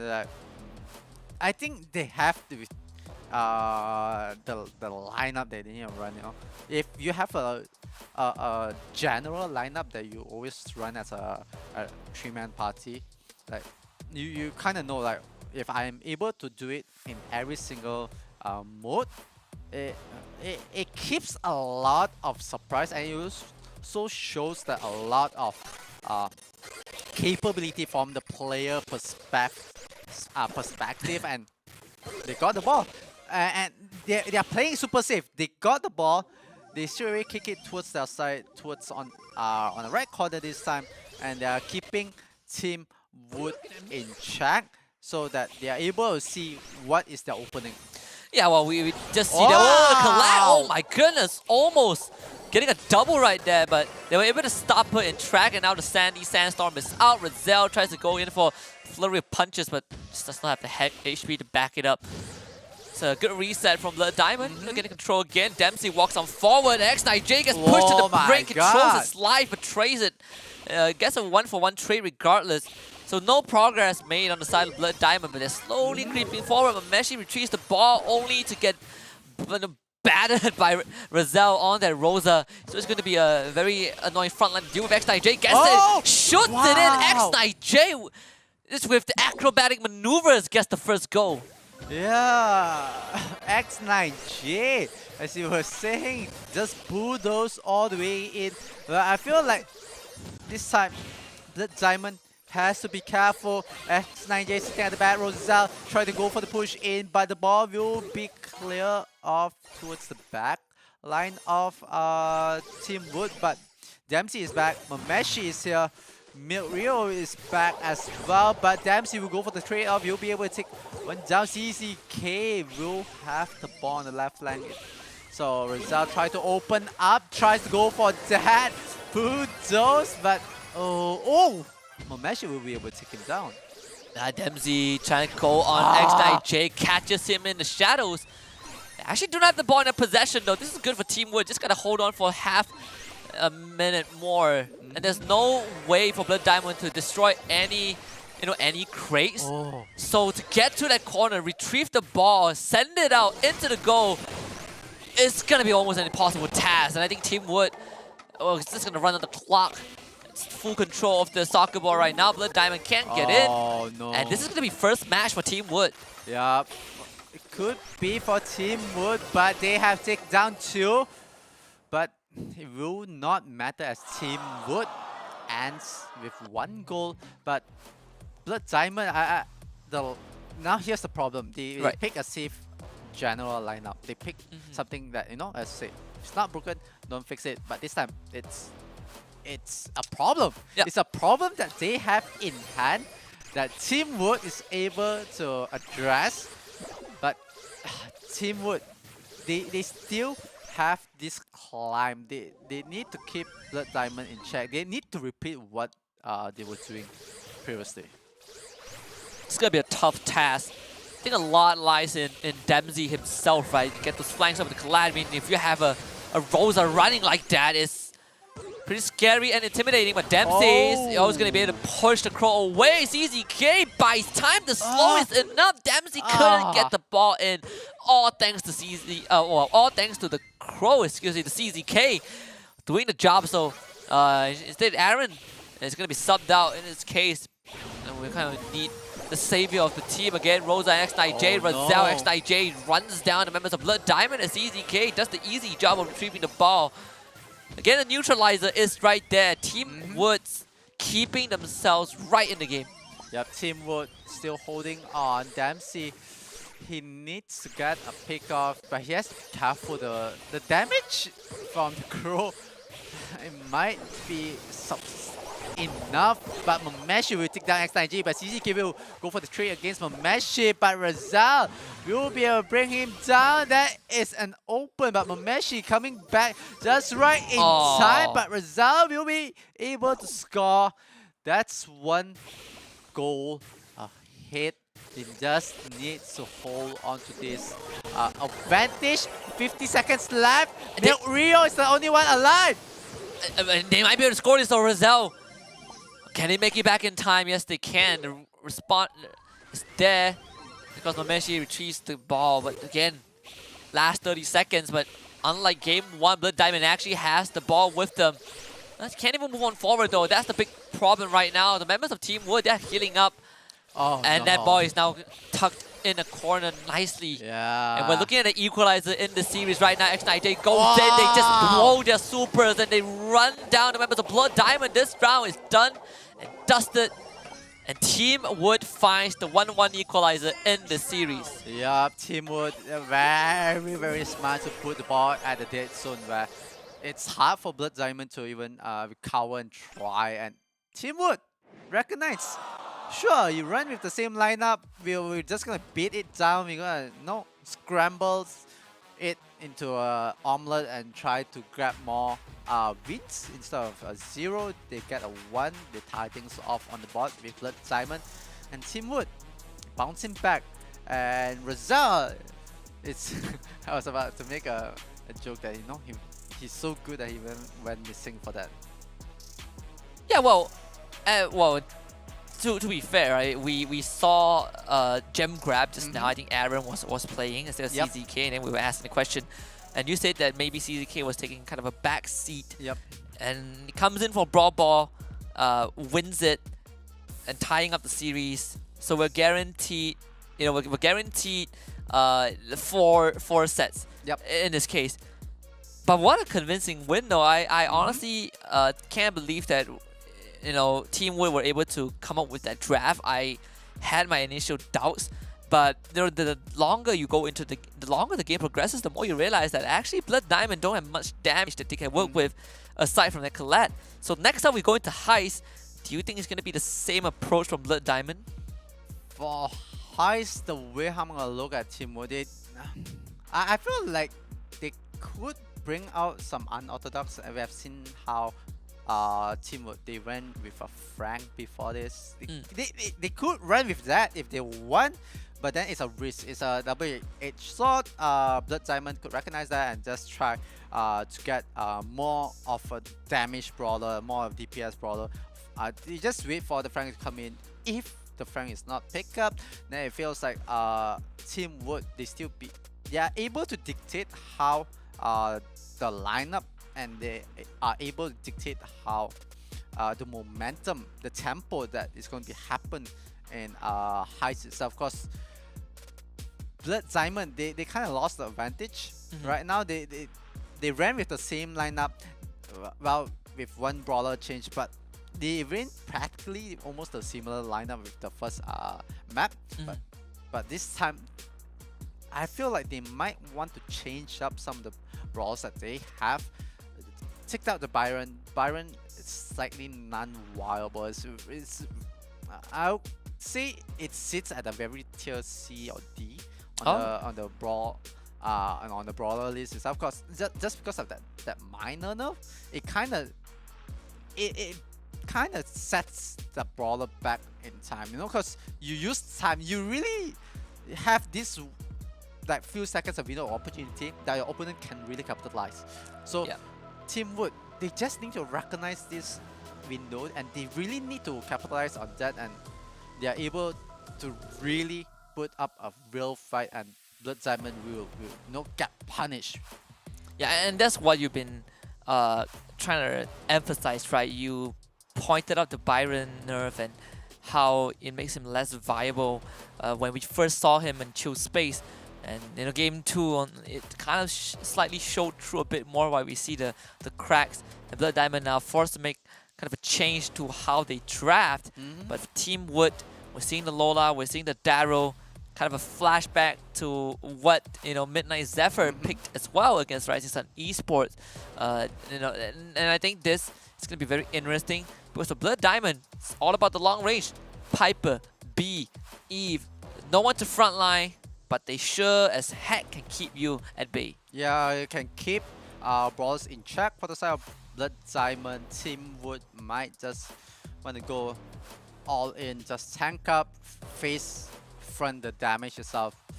But just Team Wood, I feel like Team Wood might have this advantage going in against Blood Diamond. They really need to figure out this sustainability. How are they going to survive the onslaught from Blood Diamond? But I mean, there's some way to do it, right? Yeah. I mean, you have the Darrow to roll in. Now you have the Bell. Yeah, you have the Lola. So you have this abundance of damage. But contrary to needing to take out the members of Blood Diamond and put that as a priority, this is all about the save. And what Blood Diamond screams to me right now is that they want to play. And they want to play really far back. They don't want Team Wood to even have a chance to get close to them. But if Team Wood does, then Blood Diamond will find it pretty hard to clear them out. So it's all about winning these long-range fights, using that accuracy to your advantage. As you can see that X9J, he's completely caught out in the open. Blood Diamond needs to use this momentum to slowly inch forward and start landing shots on that save.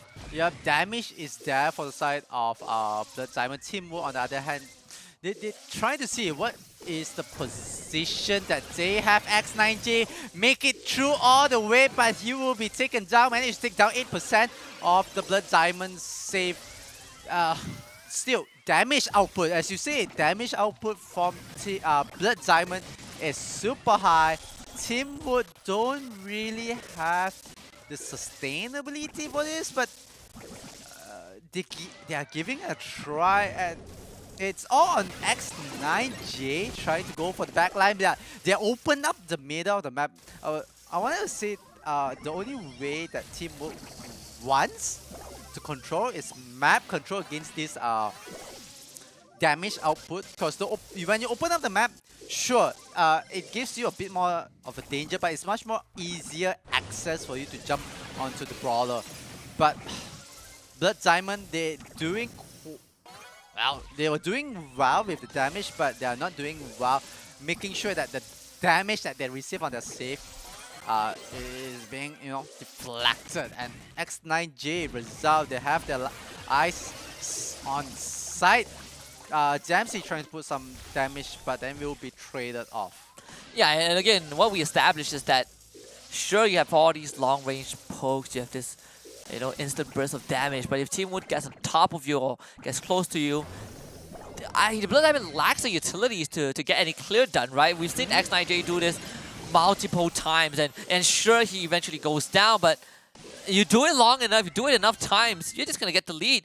We're looking at Blood Diamond trying to cover almost a 40% deficit just now. They're making decent progress, but it's taken them too long. Unless they throw their bodies at the save, I don't think this can come true. And they just don't have the time. Dempsey, last ditch attempt, jumps forward. They're laying everything they can. But Team Wood have set up the foundation for success. And again, taking the first match away in the set.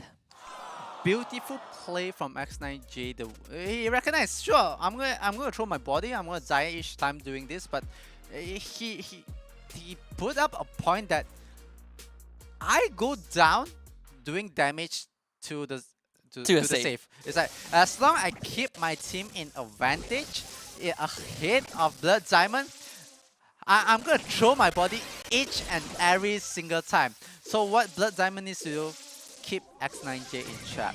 They have to recognize the moment X9J things about rolling in, they have to poke him. They have to keep him at bay. And this time, it's... They can't stop him though. Yeah. Like, I mean, sure you poke him, but again the damage, right? Is, for the side of Blood Diamond, it's all about that one big instance of damage, right? A burst. But when it comes to sustained damage to melt through this Darrow, I think that is the issue that Blood Diamond are running into. Yep. Though this round looks slightly better. They're getting some decent damage done on Team Wood's save, but remember what we saw last game. That can easily be covered. Snapdragon gets on top of the save, so Blood Diamond always have to be on their toes, but they definitely are getting this draft done better than the previous game. And X9J is going to try and go in, get slowed down, and finished off. Yep, X9J tried to do it again, but it feels like Blood Diamond, they kind of slightly figure it out, like, okay, we'll take one Brawler Dime, just keep themselves alive, do some damage, could be what they needed, but all the Brawlers have to go for the reset. It is still in 10% advantage for the side of Blood Diamond, but oh no, Milk Rio goes down. There it goes, X9J will be able to go for a free hit onto the save, and everyone's just piling up the damage onto the save. That brings it down to 47%, and Blood Diamond lost the advantage. They have to figure how are they gonna approach this. They take down Rosal. They have to take down X9J, because X9J rolls in damage after damage. He's just gonna pile it up. This is such a menace. Yeah. I mean, it's just one Darrow is ruining the match for Blood Diamond, and honestly, I think Team Wood are gonna take the lead at the end of this. And this again, Blood Diamond put in the predicament where no matter what they do, this round has already been inscribed in Team Wood's victory. So they take the lead in the series, a 2-1. I never thought I would say this, but we are leading. Well, at least Team Wood is leading the series. I'm surprised, and I'm just looking at this. This could be an upset to Blood Diamond, and Team Wood, they are not out in the water yet. They still need to seal the 4th map to proceed and have their revenge, their rematch against Rising Suns Esports. I'm okay. So here's the thing: if they make it through, right? Like if they beat Blood Diamond, that's gonna be strike one. That's gonna be the first. One of the things that's gonna go down in history for a while, right? A Japanese team getting beaten. Second thing is, if they don't put Aaron against Aaron, I would be sorely disappointed. But they gotta win this one, right? True. Win the next one. We're going to knockout. Yep. And what we saw was very interesting draft from Rising Sun Esports, especially the Grom, right? We saw this long-range artillery damage that doesn't get blocked by terrain because he lobs it over them. What is Blood Diamond's answer right now? Because you just lost 2 rounds in a very definitive, in a very convincing fashion against Team Wood. It feels like banning it might not be a really good option, but they banned the Byron. It's somewhat of a respect ban, because Byron somewhat can keep your team alive, just placed on the back, the tail end of your lineup, but during the later phase, Byron will just falls off. So it's up to your damage brawler to just do it. Jeanette pick from Team Wood, it feels like they want to go for the aggression. They want to go up front. They want to put out the damage. They really want to end this now. You know, it feels like Team Wood, they can smell. They can smell that the prey, the predator has become the prey. The momentum, right? You're riding off of that win. Blood Diamond, Genie, and Eve. We've seen this before. It's all about playing that long range, but I think Team Wood have found a solution. And this is also something that we saw from the side of Rising Sun Esports, where you have the Jeanette, you play distraction, you kind of separate the battle lines with your super, and you have someone to get in the face of your opponents. Darrow being one of the brawlers that was brought out earlier on. I believe that was for gem grab. But when it comes to knockout, it's slightly different. You don't get the revive. And Team Wood taking a page off of Rising Sun Esports. The Grom comes out. And we know what the Grom can do. Unaffected by terrain. Yep. And if you cannot destroy terrain to get to him, he is just going to pelt you from afar. Yeah, but I just realized the ban. We are missing one brawler that I feel like is quite strong in knockout is the Squeak. Well, yeah, this was Squeak. Because we have seen like a couple of times that the Squeak just dominate, but Team Wood they go back with the Daryl. Wow, they take it away. Okay. But the Squeak is in play. The Squeak is open. Will they take it? I feel like picking a Squeak might kind of go toe to toe with the Grom, but You think wow, is Blood Diamond the team that might want to picks up a Squeak right now? It feels very counterintuitive, right? Like if you go for it. Also, they go for a tick. I was thinking of that of the tick as well, but I'm not really sure if I want it on Blood Diamond's side. True. Like if you take out the Grom, then Team Wood will take the tick. I will assume that. Yeah. Kind of feels like it's gonna be either or, but. But I don't know. It feels like they have to play the patient games. They have to play the game where they have to understand the lineup of Team Wood. They have to understand that Team Wood is willing to go all in. They want to go all in. They are so close. They want to break the momentum of any Japanese team. And look at X9J. I don't. I'm not sure if you want to do that because you can't respawn. So X9J kind of pushing the button a bit too hard, putting himself in a bad position. But Razel was able to salvage that, but managed to clip CZK. And this first round has kind of gone south. I mean, again, X9J just. I understand the aggression, but it gotta be controlled because now Razel is all alone and it's gonna be pretty tough to go on this 1 versus 2. It doesn't even have time to breathe. Even though Grom's projectile goes over wall, wow, guess what? Tick's projectile, that's the same. Yeah, Tick's projector goes the same. I felt like X9J forget the memo that they are in knockout. Yeah, well, just look at how he walks in, like confidently. I'll walk in, I'll throw my body, but okay. Oh, came up on top. That's how you do it. So much better. Confidence right now. They have to take down Momeshi, draw things off, and this could be whoever teams that picks up the point might be able to pick up the first point, especially in a knockout. But it's much more important for Team Wood because they want to move on. They want to advance. They need to have that revenge with Rising Sun's esports. But I feel like Blood Diamond, they could have an anime arc right now. They could mount a comeback. Oh, CZK. It's gonna try to flush Momeshi out. X9J can't get close, and that is perfectly done. From Blood Diamond, as long as you keep X9J away, you're in a good spot. And CZK, yeah, he's gonna get caught out in the open. And I love Blood Diamond just playing it safe, like you said. Most importantly, they're punishing Team Wood for all these minor mistakes. And now with man disadvantage, and Team Wood finds it incredibly hard. You don't have a safe space for this Grom to do his work. And X9J just cannot walk on forward. And Blood Diamond scraping by, they drag Razel in, they grab the first match. Yup, Blood Diamond turning things around. Team Wood, on the other hand, it feels like, I don't know, they are forcing it, or it feels like they have it, but it feels slightly forced from them. Yeah, again, right, we are seeing this hyper-aggression that is getting punished very badly, especially X9J. When he played, on Heist, fantastic job. Yep. Playing Brawl Ball, fantastic job. But right now, he is getting punished. And I love the adjustment from the Diamond. They realized that, alright, there is a big problem.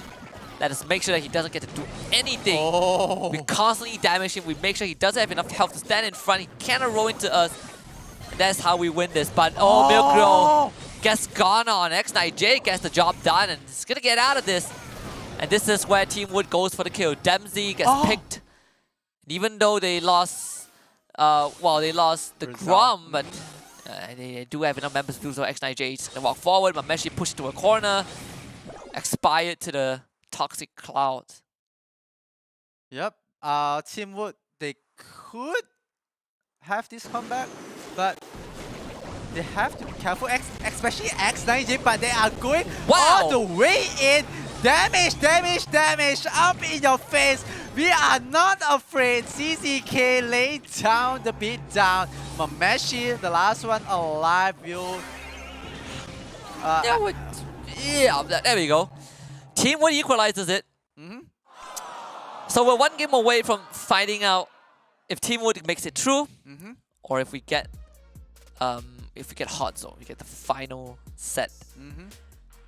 I cannot believe that Team Wood is making such a run, but I feel like a lot of it also came down to how they draft, right? When we looked at the draft, we were like, yeah, Team Wood is running off on the high, and look at this X9J. This is what he has been wanting to do all this while. Just walk on forward. He has Brazel with him. But once more he walks too far forward. Yep. And now Brazel is in a bad spot. Brazel has to back off, sitting quite low. There you go, pops him down.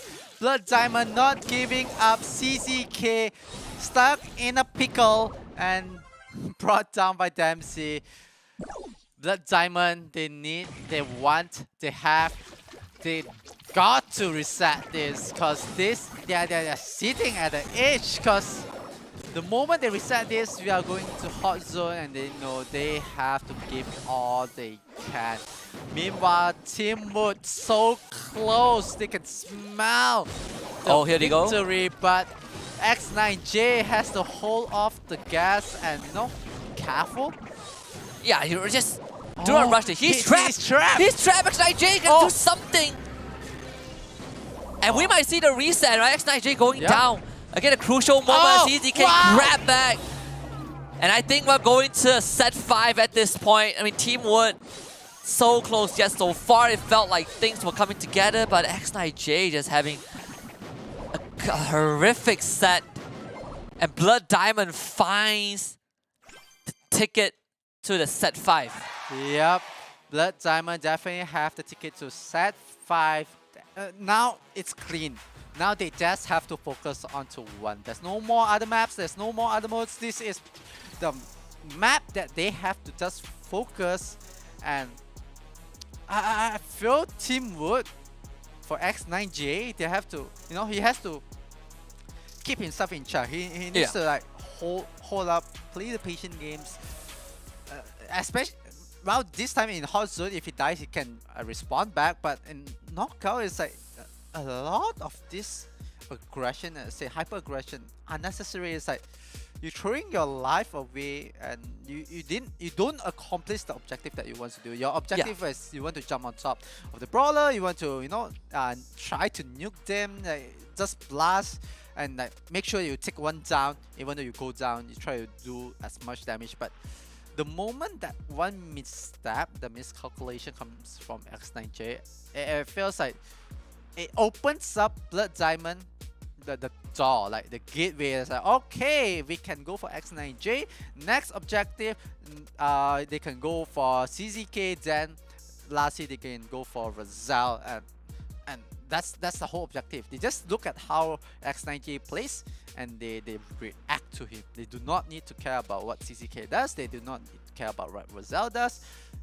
Main objective, X9J. Yeah, and I think X9J probably, well, I'm not sure if it's confidence or what, but we did, in the composition, he is the anchor, right? He is the one that holds the composition together. He goes down, we saw what happened. The entire thing falls apart, and Blood Diamond runs them down. It's a very unfortunate set, I think, for Team Wood, because that could have been a ticket for them to go to be one step closer to Challenge Finals, right? And get the rematch against Rising Sun Esports. But again, that has to wait, because right now we are getting ready for the set that determines it all. Dueling Beatles, we're going to hot zone, and Team Wood are already standing in front of the finishing line. Unfortunately, now Blood Diamond is beside them, and only one of them gets to cut the ribbon. Yeah, just looking at the first brawler to be picked up by Team Wood, it will be a Crow. So it feels like Team Wood, they are gonna play with something much more aggressive. I might not like the ideology of them playing it aggressive, because it feels like they could be punished, and definitely hot zone. You want to hold on to the objective as much as possible. Colonel Robs, if you want, you can pick up Colonel Robs. You can pick up a Sprout if you want. Not really that strong. Stew is good. Stew, especially with the mobility, able to break down walls. You have to. We've seen like Bo, we've seen like I believe Tick. Yeah. I mean Squeak is bad now. I think some teams go for Eve as well. I believe Zeta Division they did pick Pam. Yes. You know, at one point, I believe in the split finals. So I agree. There are a lot of options that you can go for to control the zone. Gale could be a good choice. We are seeing once more Team Wood kind of reversing some of the draft that we have seen, just making sure that they stay in their comfort zone. And I do like this approach. It's what we have seen even in the first series, and it's been pretty successful so far. But Blood Diamond gets the luxury of seeing the final pick from Team Wood, and it's gonna be it's going to be the Lola. Yup, and Lola indeed. Before the last brawler being picked up, I think we have to ask, what's the prediction? Cause it's at the end. I feel like Colette would be a decent choice for Blood Diamond. It was left open. What else are we looking at? I don't know. I feel like Colette, Daryl, probably Pam. There we go. That's the Pam. So who do you think will win? Who do you I think think? we're gonna win. Yeah. I mean, I don't know. I feel like Team Wood, they definitely have a great chance. I still think that based off of what we saw, Team Wood can have a good possibility of winning this one. But what worries me is the we saw a bit of inconsistency of how they approach things. Again, X9J is what I'm worried, because he plays that front line, but there has to be a slight balance between going, pulling the trigger and playing around your team. And this is going to be the most important one, because we only have one zone in the middle, and we see the setup already coming out from Blood Diamond. And definitely, there you go. Once again, X9J going all the way towards the end, but Mameshi goes for the trade-off. They hold things off, and the hot zone goes into the hand and in favor of Blood Diamond.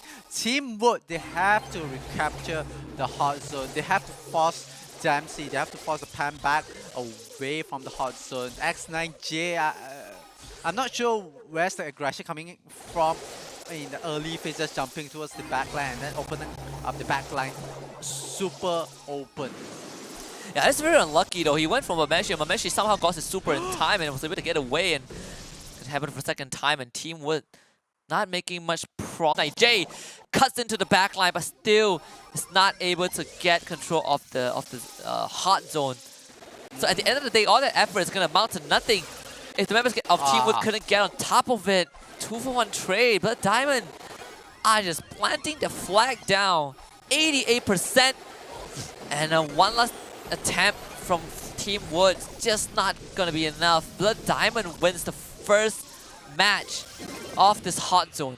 Yup, first match of the hot zone goes to Blood Diamond. Team Wood, on the other hand, they feel they are all over the places. They are forcing fights unnecessary. They are jumping.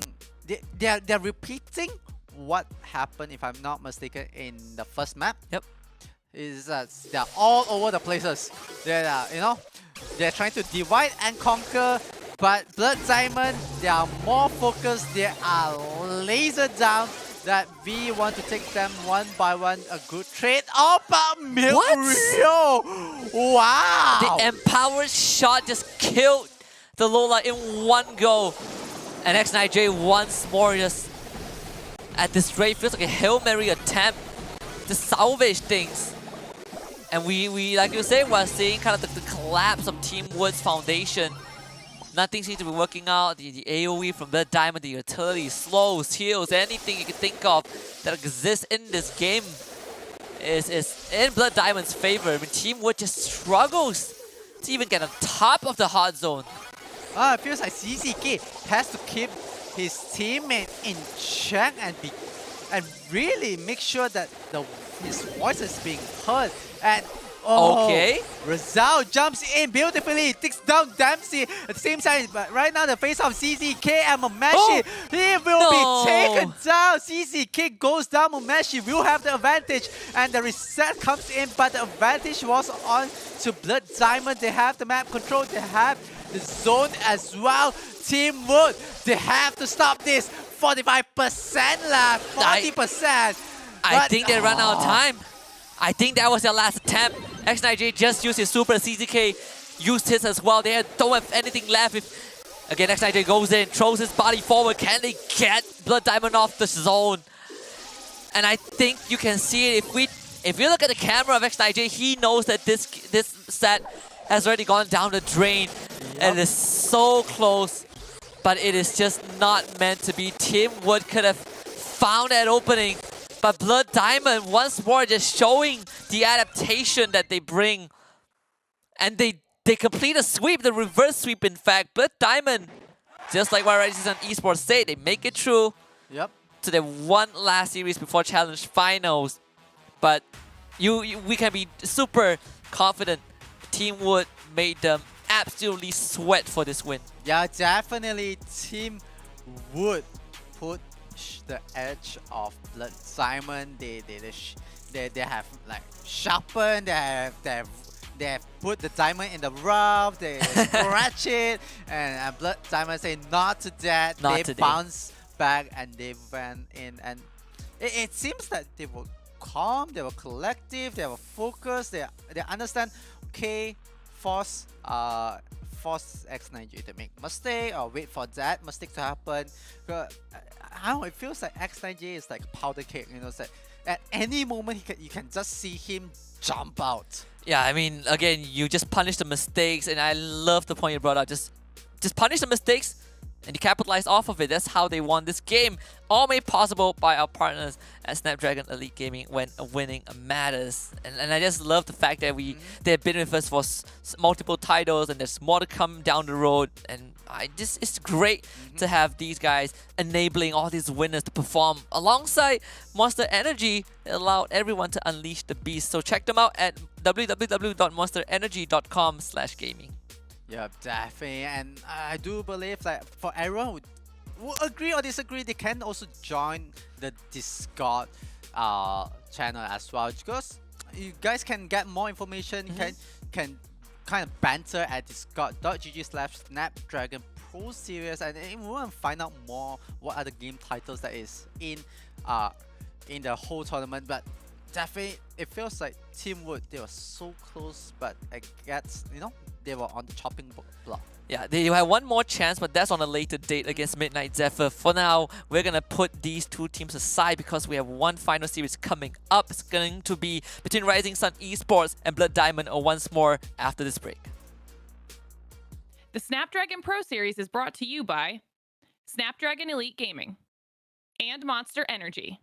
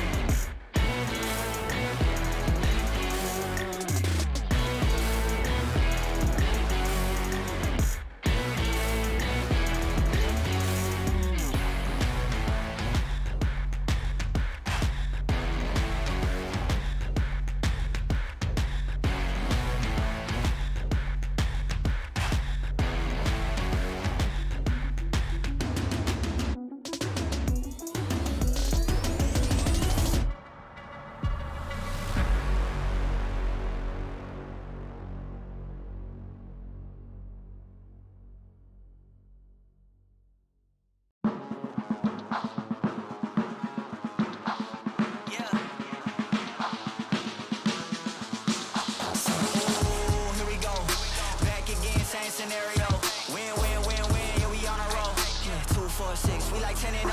I should probably tell them something that they didn't know. Back then we was down with nowhere to go. Might have been down, but we didn't fold. Now we running it like some intervals. Ooh, what now? Tell me who you see when you look straight up. Like, wait, who? Us now. What you gon' do when we pull up on you? Like, ooh, touchdown. You already know what it is when I come through you. Ooh, shut down. Say, ooh, shut down. Say, ooh, what now? Tell me who you see when you look straight up. Like, wait, who? Us now. What you gon' do when we pull up on you? Like, ooh, touchdown. You already know what it is when we come through you. Ooh, shut down. Say, ooh, shut down. Say, ooh, give me that crown. I need that now, right now. Ooh, don't make a sound. It's my time. You hear the crowd. Hey, we need that rain. Me and my team. Deja vu. This here a dream. We done all seen 100 times over back when we was just teens. Now we going dumb. Told them we the one. They would count us out. Now we counting up the funds. Now without a doubt, they be throwing other ones. Like they was always rapping. Yeah, believe them if you want. Now they show love. Came with a dub. It is what it is. It isn't what it was. They all love to hate when it don't work out. Tell you that they always been down when it does. Look. Say, ooh, what now? Tell me who you see when you look straight up. Like, wait, who? Us now. What you gon' do when we pull up on you? Like, ooh, touchdown. You already know what it is when we come through you. Ooh, shut down. Say, ooh, shut down. Say, ooh, what now? Tell me who you see when you look straight up. Like, wait, ooh, us now. What you gon' do when we pull up on you? Like, ooh, touchdown. You already know what it is when we come through you. Ooh, shut down. Say, ooh, shut down. Say, ooh.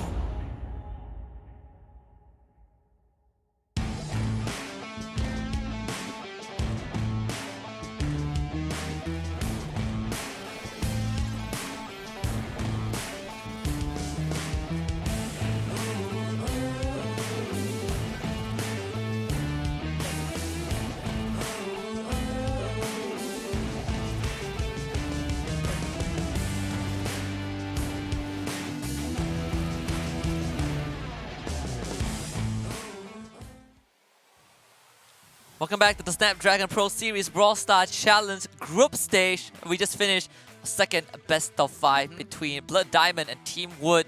And Team Wood was so close, but I think Blood Diamond found the Lumberjack and they were able to scrape by with a reverse sweep. My name is Sasuke alongside Adrian. We'll get to talk to one of the players from Blood Diamond in a bit because they're setting up to also face off once more against Rising Sun Esports, who were comfortably waiting for them. No, they did compliment them and say that, yeah, Blood Diamond will win, but they will not proceed to the challenge final. So Blood Diamond is here to prove something, but it was definitely a shakier series compared to what we saw from Rising Sun Esports. But no, let's take a look at Rising Sun Esports once more. We reintroduce them for those who missed out on their first series earlier on. It consists of Aro, Ryohei, Aaron, and Mahoshi. Yeah, this is the lineup from Rising Sun's Esports. Aaron, with his still intimidating face, we do have an answer.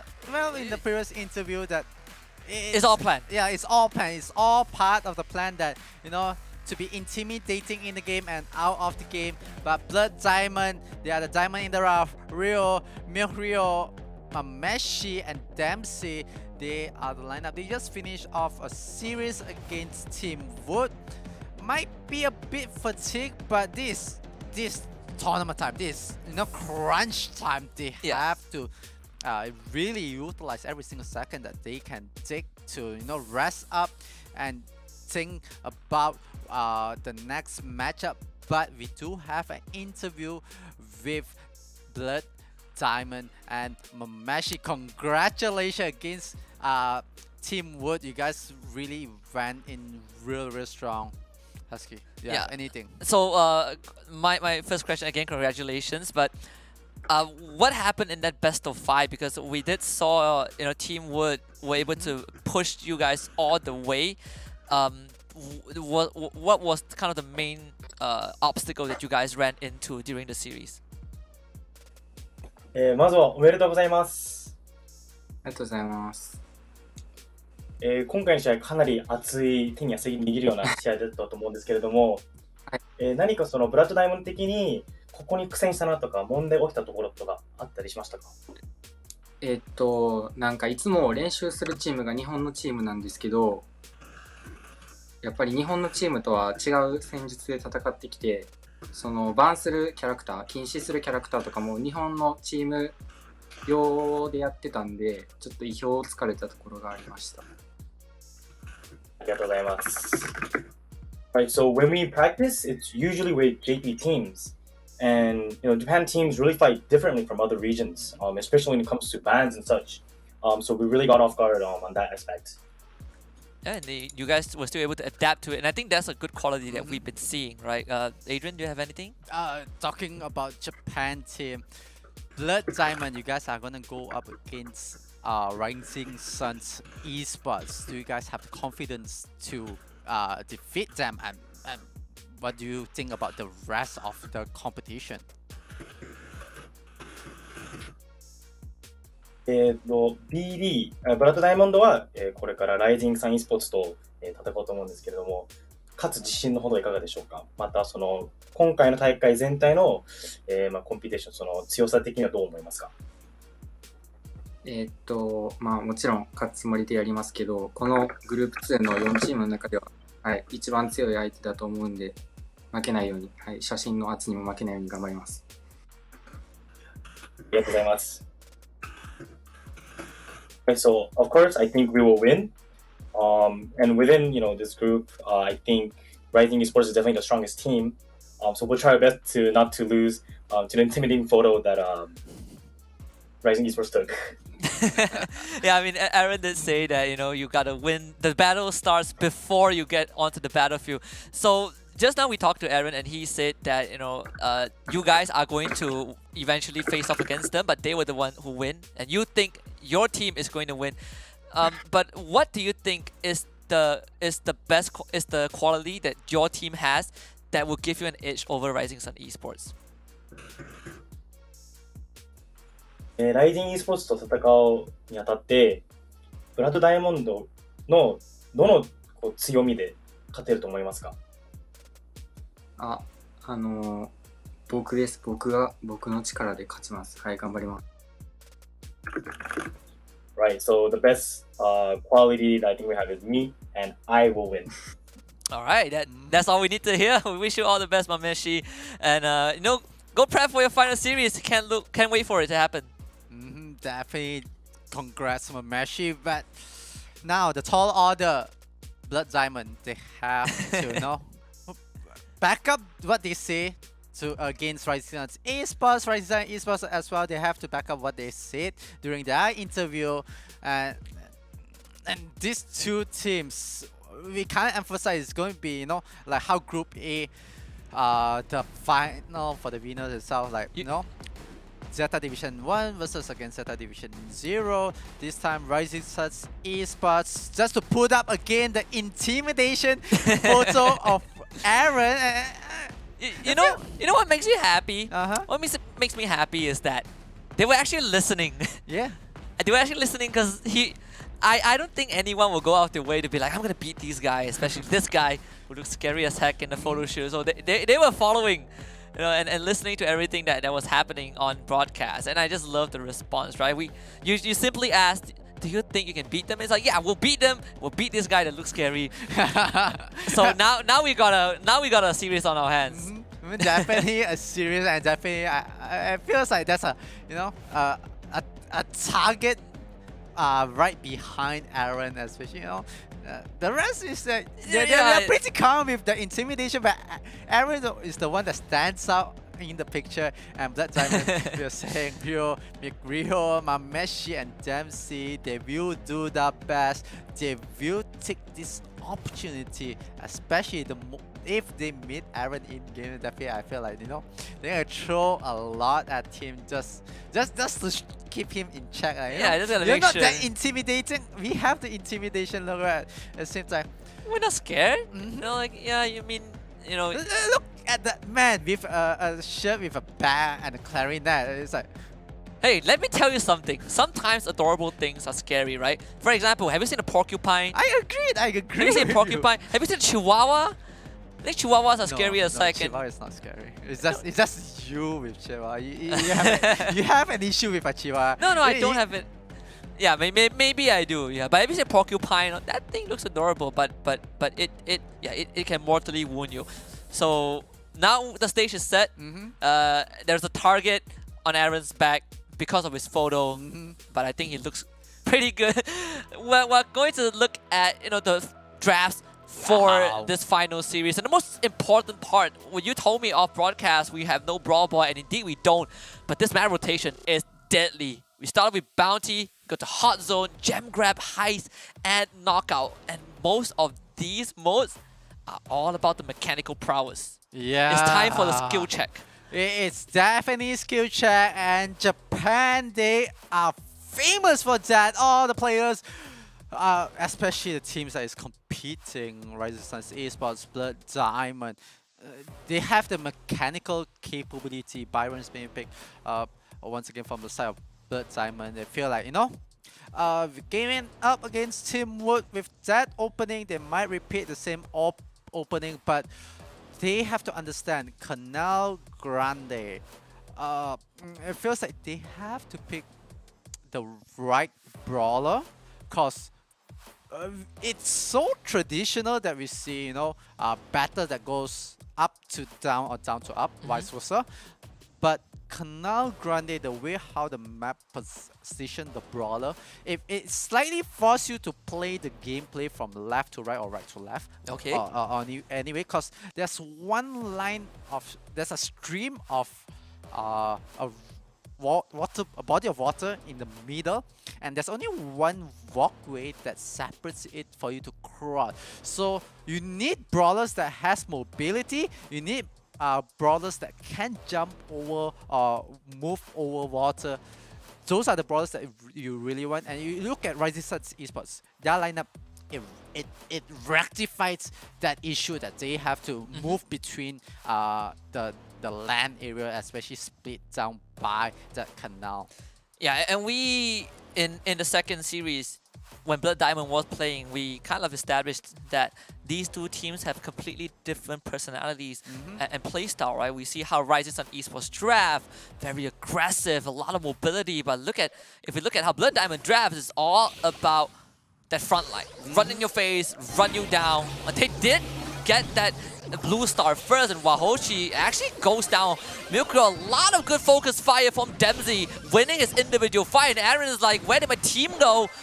And he's going to rejoin them back and spawn 7 bounties so far on the side of Blood Diamond. Off to a great start. Yup, a great start for the side of Blood Diamond.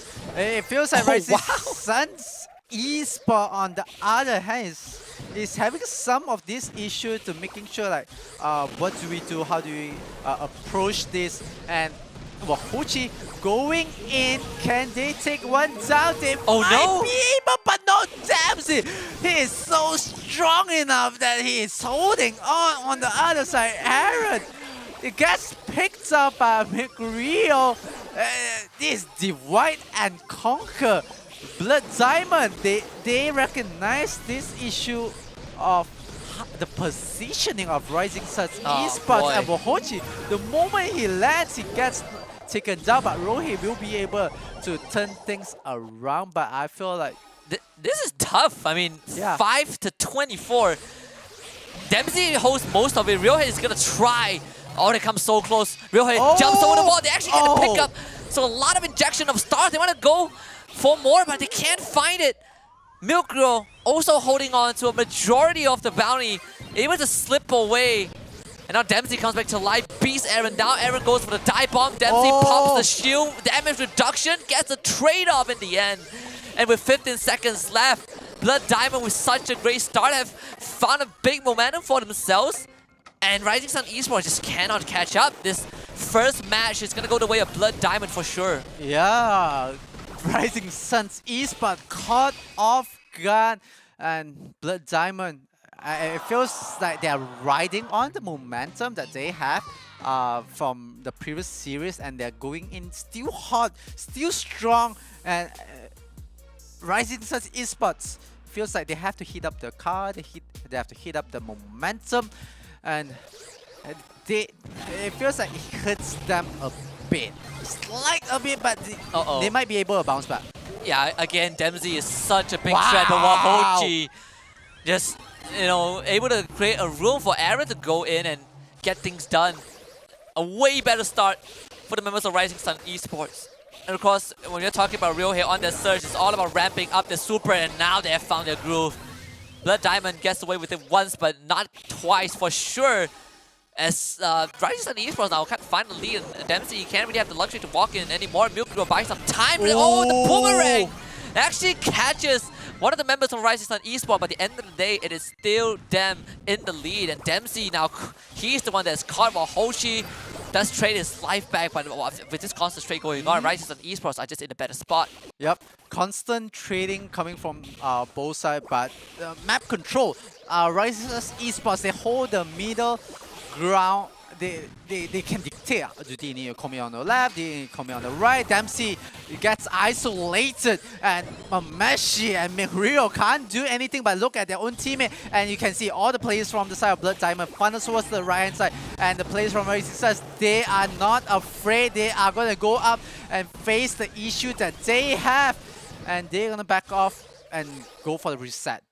And the craziest thing is this adaptation started not on round 2, but towards the end of match 1, where Rising Sun Esports were running trials on how to deal with this. So they actually figured things out towards the end, and now they're implementing it. And it's just crazy how these teams are doing it on the fly. I mean, it's still pretty close, right? 14 stars to 20. Ryohei just playing distraction, traces slide back, 5 seconds on the clock. They just need 4 more on Blood Diamond side. They just need to get Aaron, but Aaron leaps away, and Rising Sun Esports gets match 2. What a play, what an understanding of Rising Sun Esports of the whole situation. The moment they know that it splits by a bit, especially by 4 stars itself, they went for the back off. They understand that they can the mobility of the brawlers from the side of Rising Sun Esports, they can traverse between the land area, especially the split between. They are able to do that, and if it forces Blood Diamond, also, oh no, now I have to rotate the other way, I have to take the longer route. But the first stars, the blue stars, will go into hand of Blood Diamond, and they have the advantage as they took one down, I presume, and they are in the slight lead. But Ryohei and Aaron, they are thinking about the aggression. This is going to be kind of a slower start, as Aaron is going to catch Dempsey off guard, get rid of him. Milkyo goes for the Beyblade, and actually gets a lead for themselves. But Meshi also out in the open. Wow. Ryohei just gives it a couple of love taps. Casually, evens up the score, and this surge is coming online faster than Blood Diamond wants it. Again, the blue star is on Blood Diamond's side, so they do have their minor advantage, and Ryohei just dunks on Dempsey, but Dempsey has a damage reduction, so a bit of an extension from the side of Ryohei. The Beyblade comes in, but Mesh, Wahochi actually goes for the airstrike in time. Wow. Just baiting the members of Blood Diamond in, and Ryohei comes back to life and it says, come to Papa. 13 stars for Rising Sun Esports. What a play from the side of Rising Sun Esports, able to equalize and right now bring things forward for that, but they're just leading by 2 points. Now 4 points, that's good enough for them. They are picking it one by one. Blood Diamond have to keep themselves in check and be careful from the casual, just casual taps. And I think this round is definitely in Rising Sun Esports' favor. Ryohei again just goes in for the slam dunk. Blood Diamond needs 9 more, but they might not even get any. Mameshi again just buys time, gives his life up. Oh, but wow. with that last trade, the hopes has been dashed from Blood Diamond. They got off to a great start, but Rising Sun Esports closes out the first set. Yup, Rising Sun Esports takes the lead and takes the advantage. Can they move on and capture the second map and one step closer to being the winner and moves on? Meanwhile, Blood Diamond, it feels like they had a good start, but it feels like the adjustment was not fast enough because Rising Sun Esports recognized the issue and they adjusted immediately. And you can see the second round itself in that first map. You can see how Rising Sun Esports, they were able to adapt, they were able to change, they were able to understand how Blood Diamond plays, and Blood Diamond feels like they have to pick it up. They have to understand it. It's a lot to ask. I would say it's really a lot to ask from them. But if they want to make sure that they secure themselves a slot, this is what they have to do. Yeah, and I honestly think that, I mean, we might look at it and be like, it's a tall task, but we saw what they did against Team Wood, right? Backs against the wall, but was able to make the comeback happen. And it also boils down to how they adapt to the situation on the fly. We saw the quality from them first, then from Rising Sun Esports just now in that first set. And I think Blood Diamond can definitely do the same. Now it kind of comes down to who can find a solution to a problem faster. And I think that Rising Sun Esports is doing a way better job. But going into the next set, I think Blood Diamond, I wonder if any of these sets will force them to kind of be more creative, just deviate from what we normally saw, because so far it's all been having a good front line, having a beefy front line. We go in, we run into our enemies, and we try to run them down by outlasting them in fights. And I wonder if that dynamic will change in the second set, because we are going to hot zone. Yeah, that it's something that I was thinking at the same time when you was talking about how are they gonna change? Are they gonna adapt? Are they gonna switch it up? It feels like Blood Diamond. There's nothing to lose for them. They have to give it all in. They have to give like whatever they have, and Rising Sun is but bring out the squeak. That's what you want to see, right? Yeah. We talked about the squeak in the second set, and it's here right now. So we look at the ban. I mean, we see the Jeanette ban, the Colonel Ross ban, no Sprout, no Rico. The squeak getting picked up is at least is something that we have not seen today. A kind of a breath of fresh air. But the two pick up from the side of Blood Diamond, it feels like they're gonna amp up the tempo. They're gonna amp up the momentum. And Rising Sun Esports, they're not gonna deviate. They're gonna pick up same brawler. Blood Diamond. Okay, now they have this issue where they have a brawler that can jump right into your face. They can try to explode you. Meanwhile, you have another brawler sitting at the back. The squeak itself, it's just gonna not be a long range brawler and just keep chugging the squeaky. So one of our buddies at the Barca broadcast, Cloud, absolutely hates squeak because it's too noisy for him. Yeah, it's We too see it- annoying. It's too annoying. Like, I mean, I cannot deal with squeaky sounds, at least for a long period of time. So I win the mind game. That's what Aaron said, right? It starts off the battlefield. El Primo gets picked up. I mean, I feel like this is something that we've been prepping since the previous set where they play Team Wood, right? We were talking about Daryl, we were talking about Frank, we were talking about El Primo. Blood Diamond brings it right out the gate for the hot zone. I mean, this is definitely a different look. Kind of still caters to their playstyle, kind of still caters to what we know about Blood Diamond thus far, but this El Primo is definitely a curveball. Yeah, the El Primo is definitely a curveball. We kind of, I personally kind of forgot about El Primo, but Blood Diamond recognizing this. If you want to play aggression, if you want to play someone up in front, we can do that too. And Blood Diamond bringing the fight back to Rising Sun Esports. And Rising Sun Esports, just to think, it feels like right now this is a match of chess, you know. Oh yeah. Who takes the first step? Who is able to open up the opportunity? And I feel Blood Diamond might have a very slight advantage, especially with Stu.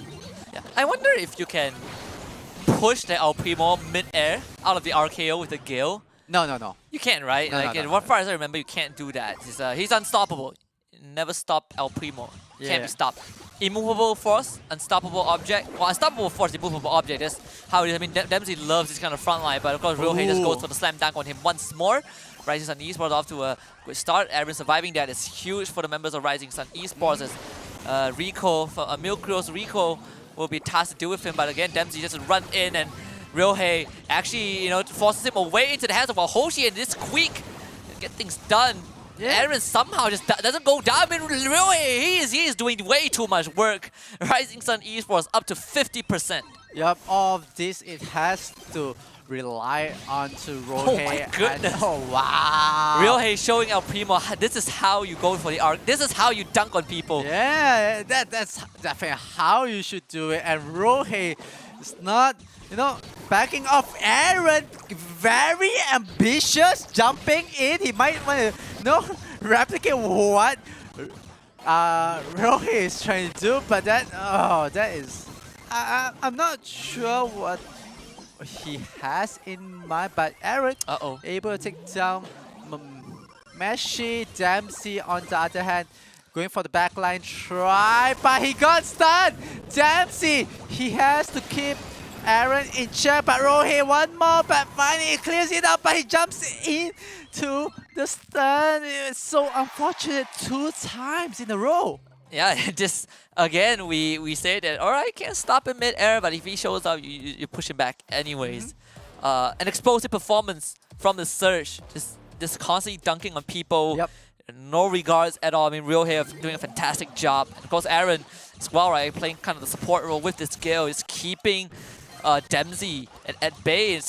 While we say he's a madman, he jumps straight into the hot zone, but he's getting the job done. And we see a bit of adjustment from the side of Blood Diamond. They put Dempsey on the left side of the hot zone, but again, it's a 2 versus 1. Aaron just leaps in and takes care of things. And now Ryohei actually has the upgrade. He's going to just go on to Milk and give it a 1-2 punch uppercut into the wall and takes him out. Dempsey has no way in. Goes to the RK onto Wahochi, but Ryohei shows up. And it's another knockout punch for Rising Sun Esports. Yeah, Rising Suns Esports sitting so comfortable, but Rohe. Someone stop this guy. Oh no, he's so strong. He's too strong. Too strong. He- We need to nerf him. Yeah, don't nerf Surge, nerf Nerf Ryohei. him, yeah. You gotta nerf the guy. 86%. This round is so far, and here he goes. Ryohei jumps into the back line, and well, it doesn't really matter at this point. Dempsey will perish. And Wahochi, he's like, this round is 2. I'm falling asleep playing this one. Yeah. Second set already. Yeah. One more, and they go to challenge finals. That's it. Intimidation before the game, during the game, and What did I tell you, huh? I told you like the most like innocent looking person is the deadliest. Well, guess who is the most innocent looking one? I think Ryohei is. Ryohei is the innocent one. Look at Yeah. what he did. He's the, He dunked on everyone. he's the quiet type of kid. And Yeah. just like smiles and everything. He's like the one that I'm not gonna call him a nerd or whatsoever. Hey, No, I'm not. That's what I'm saying. That's He what has I'm this saying. very kind look. Yeah, very. that's what I'm saying. I'm not calling him a nerd, but I'm saying that he's a very, very calm, humble guy. That you don't expect anything. unimposing, right? Yeah. You look at him and you're like, this is a guy that is not gonna hurt me. This is a Yeah. guy that's gonna take care of me. But He- the The moment you get in game, he's like, he like Aaron, take a back seat. Like, yeah, and Aaron cool. tried to copy Roy and tried to jump in the same way. And it's like, Roy, no. It's like, No, this is how you do it. Yeah. Watch me. El Primo, watch me. Dunk on this guy. Yeah. Yeah, so, wow, we're 1 set away. Well, not we, but Rising Sun Esports is 1 set away from advancing into the challenge finals. Probably in one of the fastest beatdown that we've seen. And going into the next set, we've seen we kind of we saw the El Primo, which is kind of a curveball, but at the end of the day, I think the identity is still the same, right? It's still someone that's tanky, someone that Dempsey really loves, like the Darrow, the El Primo, the Rosa, they can stand in front and just outlast the opponents in fight.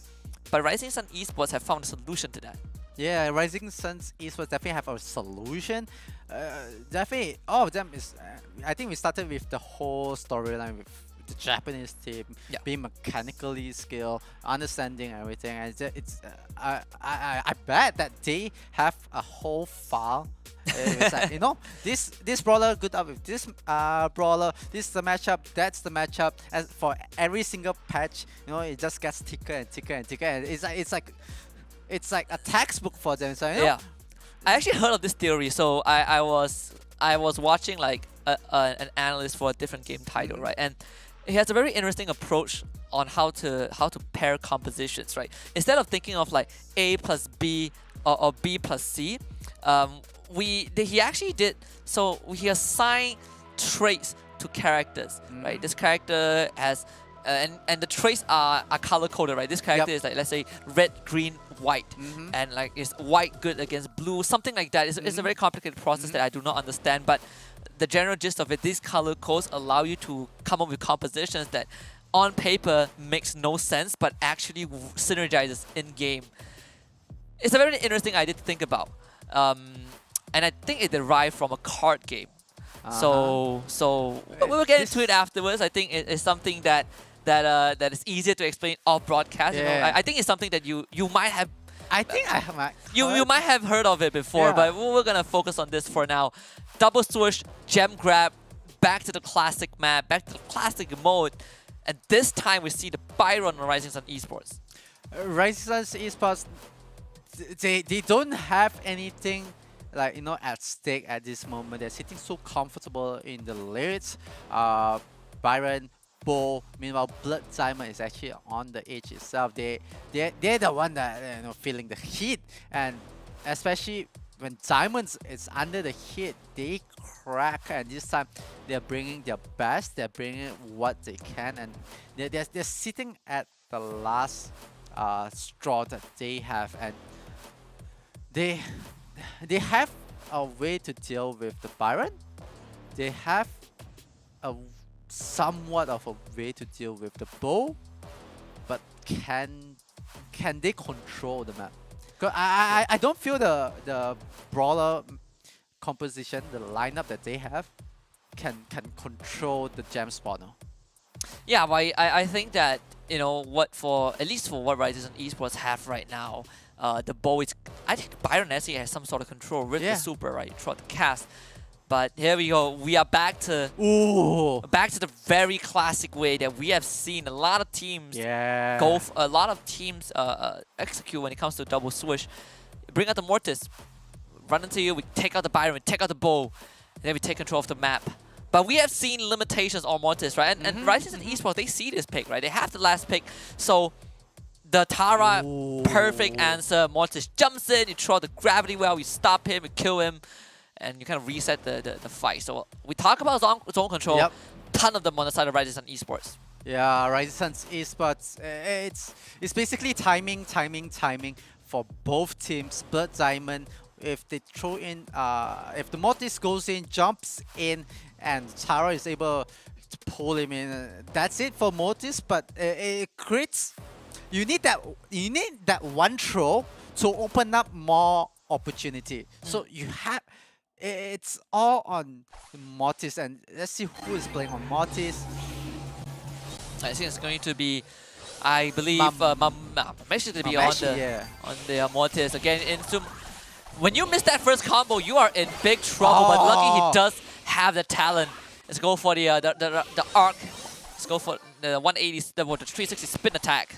Able to at least get rid of Wahoshi early on. But again, this is a team, a composition that is about timing, right? It's all about waiting for the perfect opportunity. And again, Mameshi going in with this time. This gets focus fired down by Ryohei. A very reckless move without any information, but it's worth trying. And this is where all the utilities get thrown up at the start of Rising Sun Esports. And look at how quick they take control of the map. Yeah, the moment they know that they take down Mameshi, the Mortis is out. The Mortis was the key of winning or losing this map. And if Mortis plays it perfectly and Mameshi is doing it the best, and Dempsey will be able to steal some gems away, but it's all Mameshi. But the pole itself, wow, what a play. And there you go, turn things around, countdown start. And as I was saying, Mortis is the key to win or to lose. It's the win or break factor. And you see the smile on Ryohei's face when he pulled that off. The first while hitting two guys, gets the kill, instantly recharges it. No! But it gets stolen away. Wahoshi is back. Mameshi, can he get out? Milk Row! Oh, what a zone! But it does not matter. They actually get the reset off. And all made possible because of Ryohei's heroic attempt with gravity. Actually clips Milk Row off the edge, takes him back. And Ryohei gotta stay alive. Good job from Mameshi, but it's not enough. Aaron, he's poisoned by the crow. Will he go down? Actually, he does. He takes down to the poison, while Hoshi now has to go on rescue mission, retrieve the package. And that's gonna be 10 gems once more on the start of Rising Sun Esports. Mameshi is gunning for him. You see the rest of Rising Sun Esports trying to protect while Hoshi Mameshi goes in, gets sucked back, and Ryohei once more, the savior of Rising Sun Esports, the one who started this entire chain of event, and the one that gives Rising Sun Esports one more step forward into Challenge Finals. Yeah, definitely just looking at Mameshi's faces now, he recognized that, okay, the mod it's an issue. It's an issue, especially to the side of Rising Sun's Esports, because they know like he has to play the perfect game. He knows this could be the way that he has to play it, where it could win them and make a comeback. But Rising Sun's Esports, they recognize this. I can't emphasize the mod is. It is an issue, right? I mean, again, that all happened because Ryohei landed one of the sickest gravity wow that we have seen. Resets it for a second one and really giving his team the advantage, because I think Blood Diamond were running away with the lead for the entirety of the game up to that point. Mameshi again going in for attempt number 2. Does get the talent now, but unfortunately did not have the damage. We see the gravity well from Ryohei as he eats up all the projectiles from both Muriel and Dempsey, and this Tara is incredibly aggressive. Mameshi is still in the backline, but actually misses the first swipe, and now he's going to get hunted down by the members of Rising Sun Esports. Ends up taking down to Aaron's poison, and look at the aggression from Rising Sun Esports. They are just pushing it.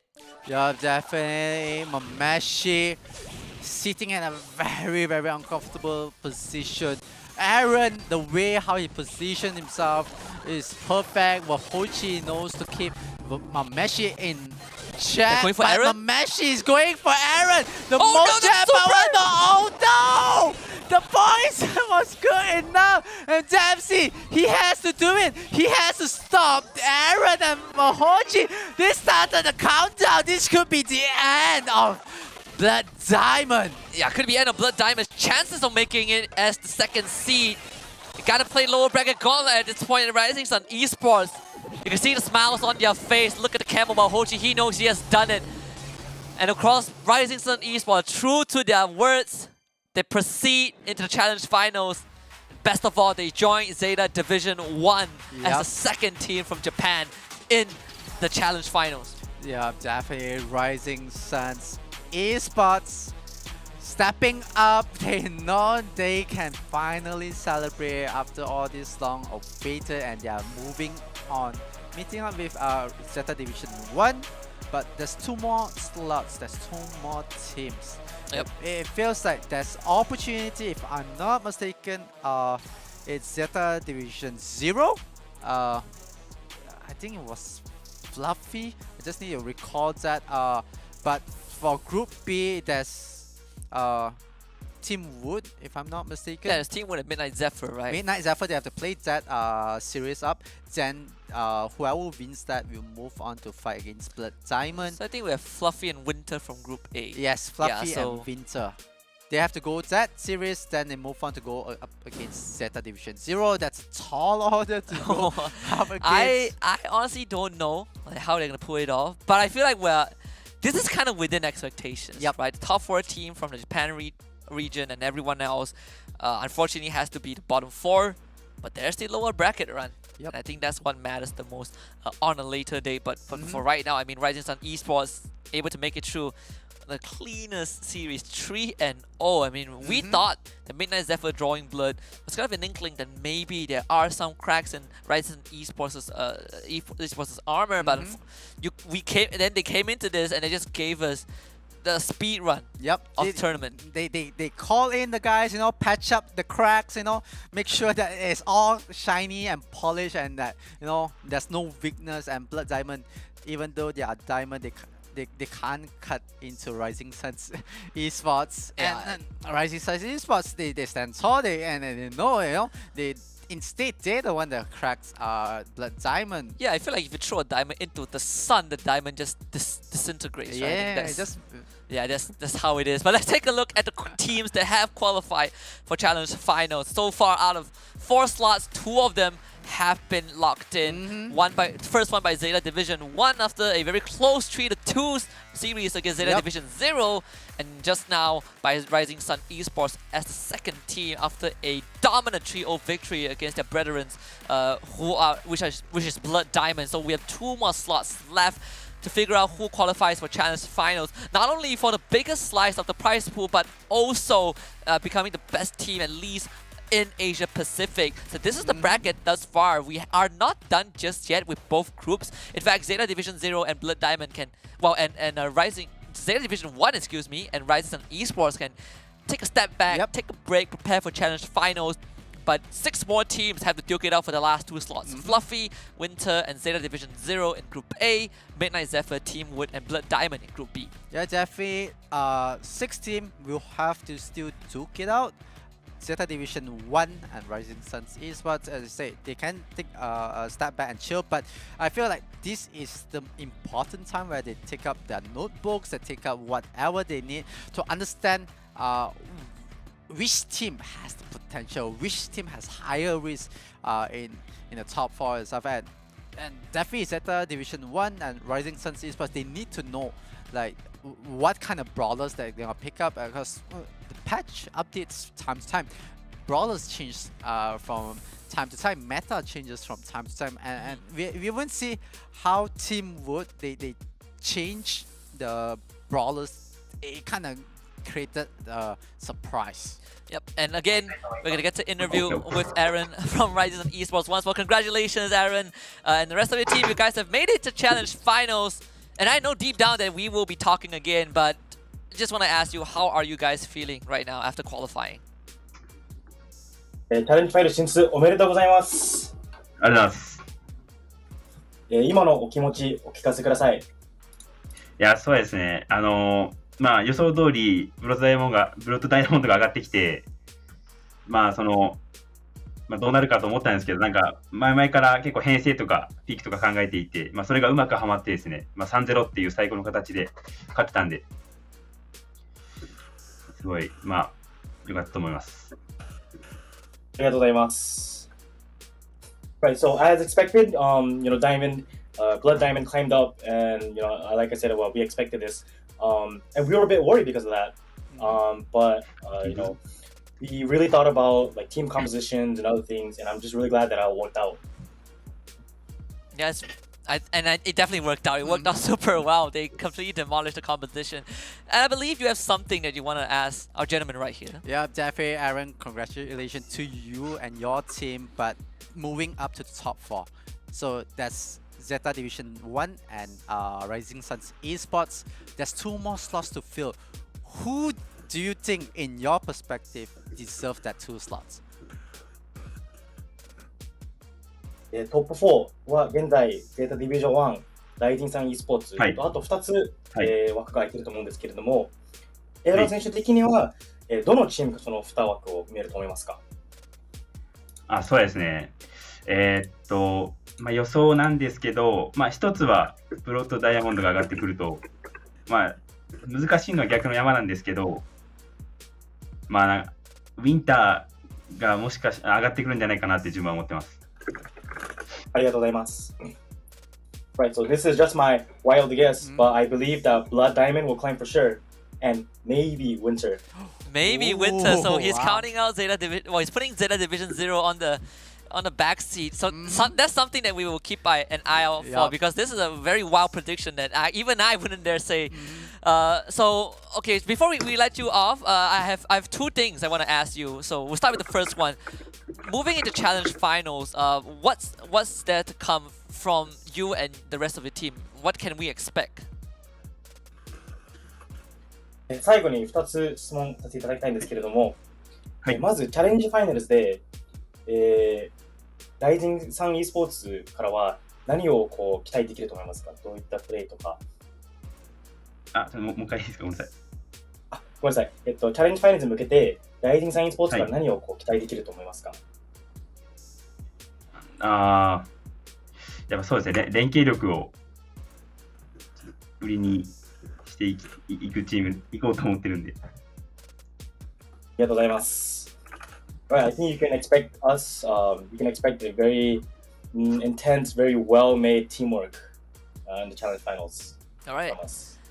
Awesome. I was looking for that keyword intense. And now for the final part of my question, I know you said the battle always begins before we go into the battle, into the arena, and you told us a very important lesson that the photo shoot matters. Can you show us that look again, the pose from the photo shoot, just to intimidate your opponents out there who are watching? はい、アーロン選手、以前、前のインタビューでは、戦いはもう、試合開始前からも始まっているとおっしゃっていましたが、はい。もちろんここで見せていただけないでしょうか。ちょっと待ってくださいね。わかりました。目つきの問題ですね。こんな感じですかね。今やっていいですか？はい、ありがとうございます。大丈夫です。I rate it a 10 out of 10. Definitely. They're gonna win the challenge finals for sure. Thank you very much for putting out with our shenanigans, Aaron. Once again, congratulations to you and Rising Sun Esports. We hope to see more of you in the challenge finals. But for now, go and celebrate your victory. We'll see you guys next time. Wow. 10 out of 10. Yep, 10 out of 10. That's how you win.